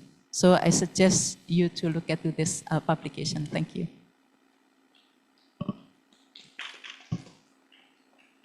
Okay, thank you very much. So I think we are almost end of this session now.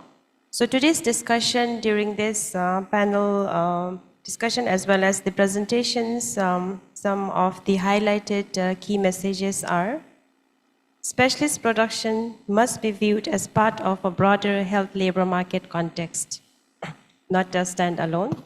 Expanding training capacity alone is insufficient without addressing deployment and retention with good support system and incentives. International experiences offer valuable lessons, but solutions must be adapted to Indonesia's context. Stronger alignment between education institutions, teaching hospitals, accreditation bodies, and workforce planning mechanisms based on population health needs, taking into consideration the health system capacity and the duration required for training specialists will be essential moving forward. I would like to sincerely thank all the speakers, discussants, and participants for your valuable contribution. I'll now hand the session back to MC to transition to the next sessions. Thank you very much. Terima kasih. Thank you very much, Mrs. Deki, for moderating this session. And also, we also thanks to our speakers and discussants and all participants for a rich and productive discussion. Once again, give a round of applause to our moderators, speakers, and discussants. Thank you.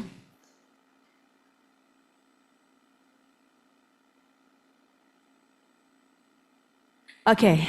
Now, to conclude our first day, we are pleased to invite Mr. Louis, Director of Health System and Services, WHO Regional Office for the Western Pacific, to deliver the wrap-up of today's discussions. Mr. Louis, the floor is yours.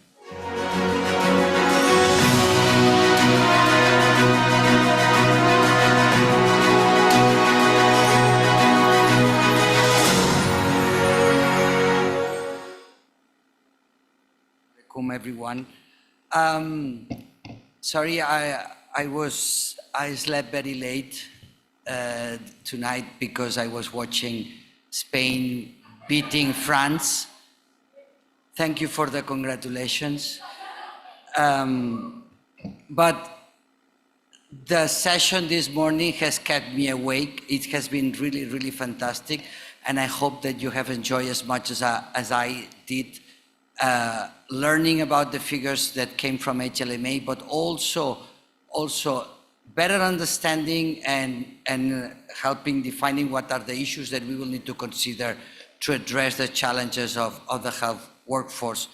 I want to have 3 quick points as a sort of wrap up for this session. First of all, before the points is, I want to thank all the speakers. I think it has been, and I want to ask a big round of applause for them. I don't think that we have done it enough. It has been great, and I want to thank everyone for sharing so generously the knowledge and the evidence that they brought. Okay, now my 3 reflections.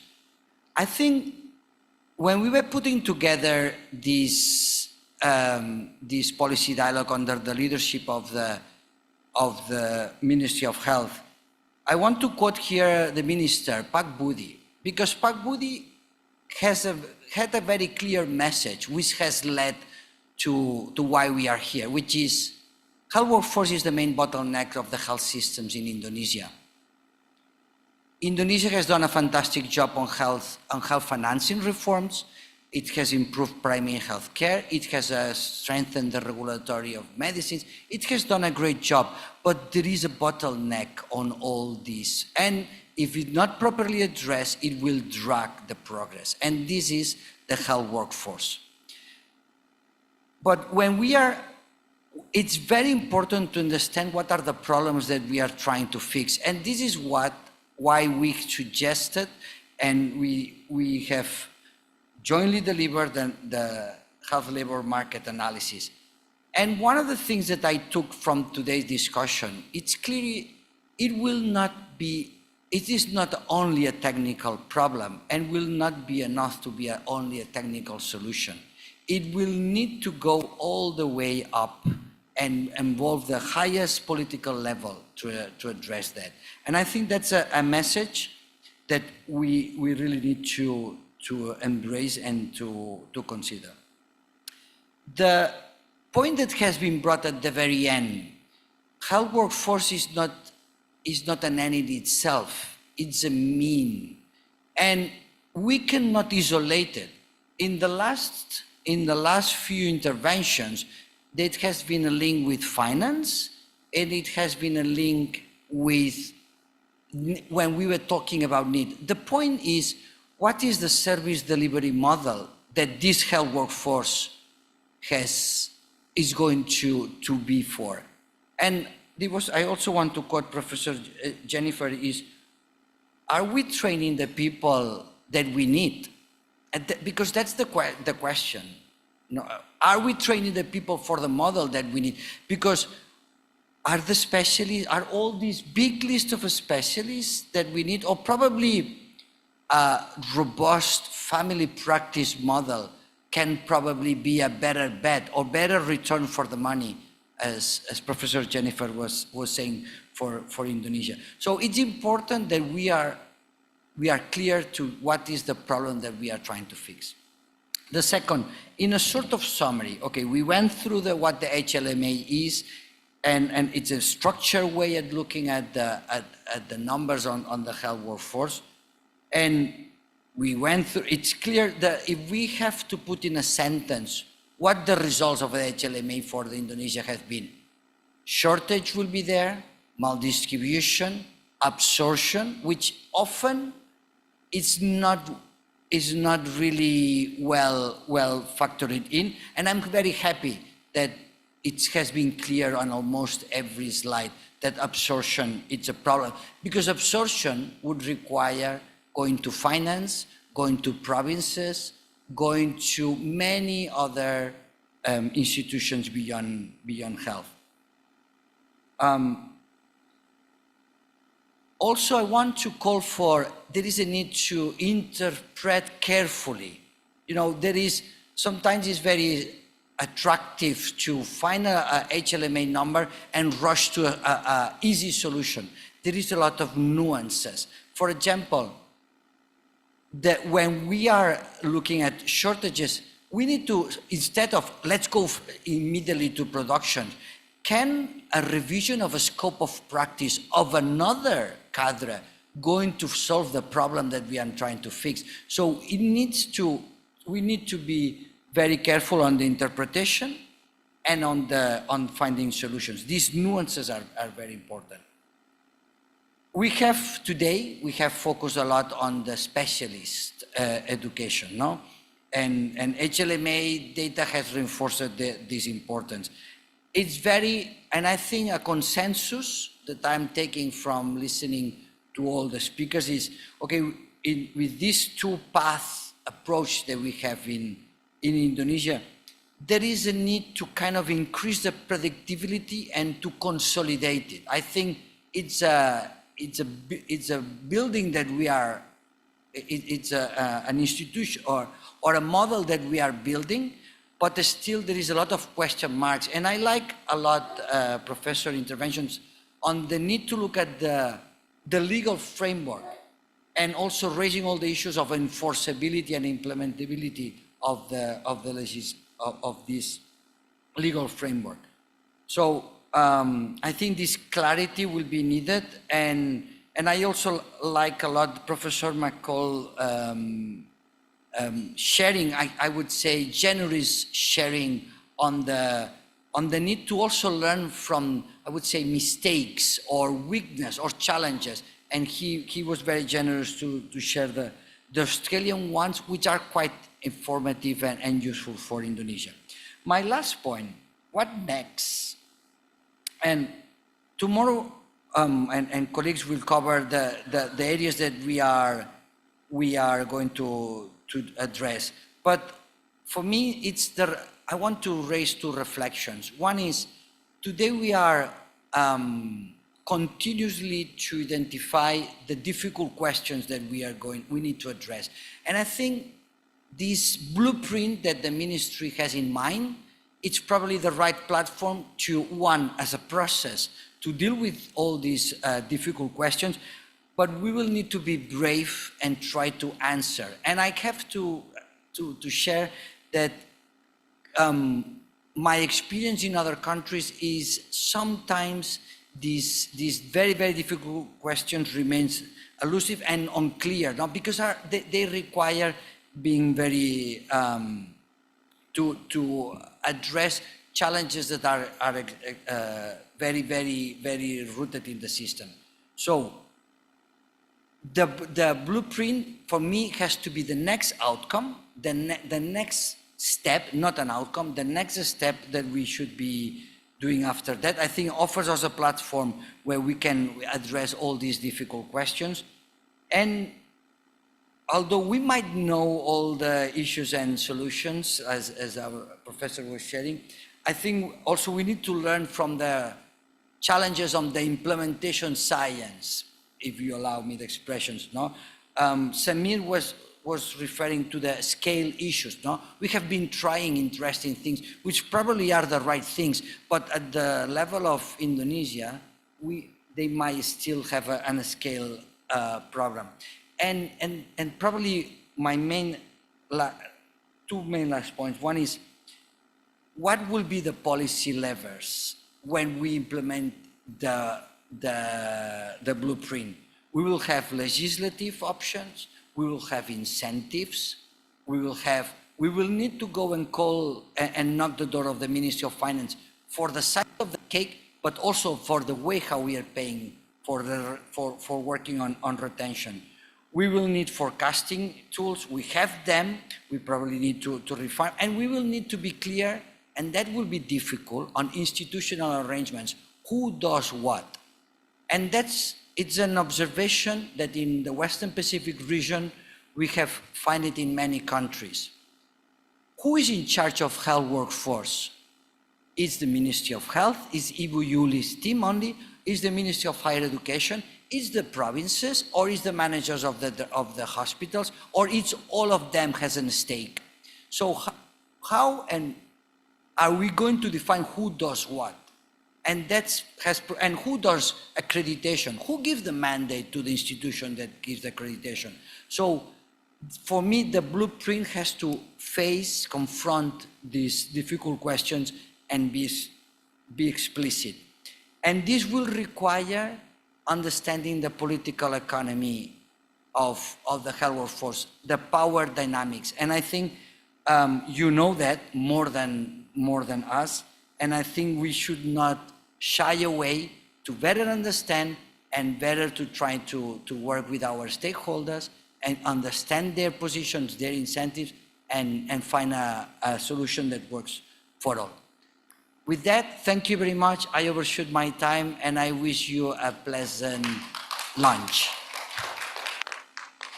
Thank you, terima kasih Pak Louis for your comprehensive summary and insightful reflections. And ladies and gentlemen, this concludes the first day of our policy dialogue. Today's discussion have highlighted the importance of evidence-based policy making in strengthening Indonesia's health workforce, and we extend our sincere appreciation to all our speakers, moderators, panelists, discussants, and participants here and also in the Zoom meeting for your valuable contributions and active engagement throughout today's program. May I kindly please to give a round of applause to all of us. Okay. Thank you so much. And now lunch is being served in the room behind this main hall. And we warmly invite everyone to join lunch meal. Okay. And we look forward to welcoming you back tomorrow at 8:30 a.m. in the morning.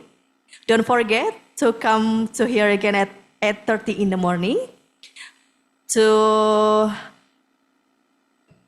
have the focus group discussions at the second day of policy dialogue. And once again, thank you very much, Bapak Ibu. We wish you a pleasant afternoon. Thank you and see you tomorrow.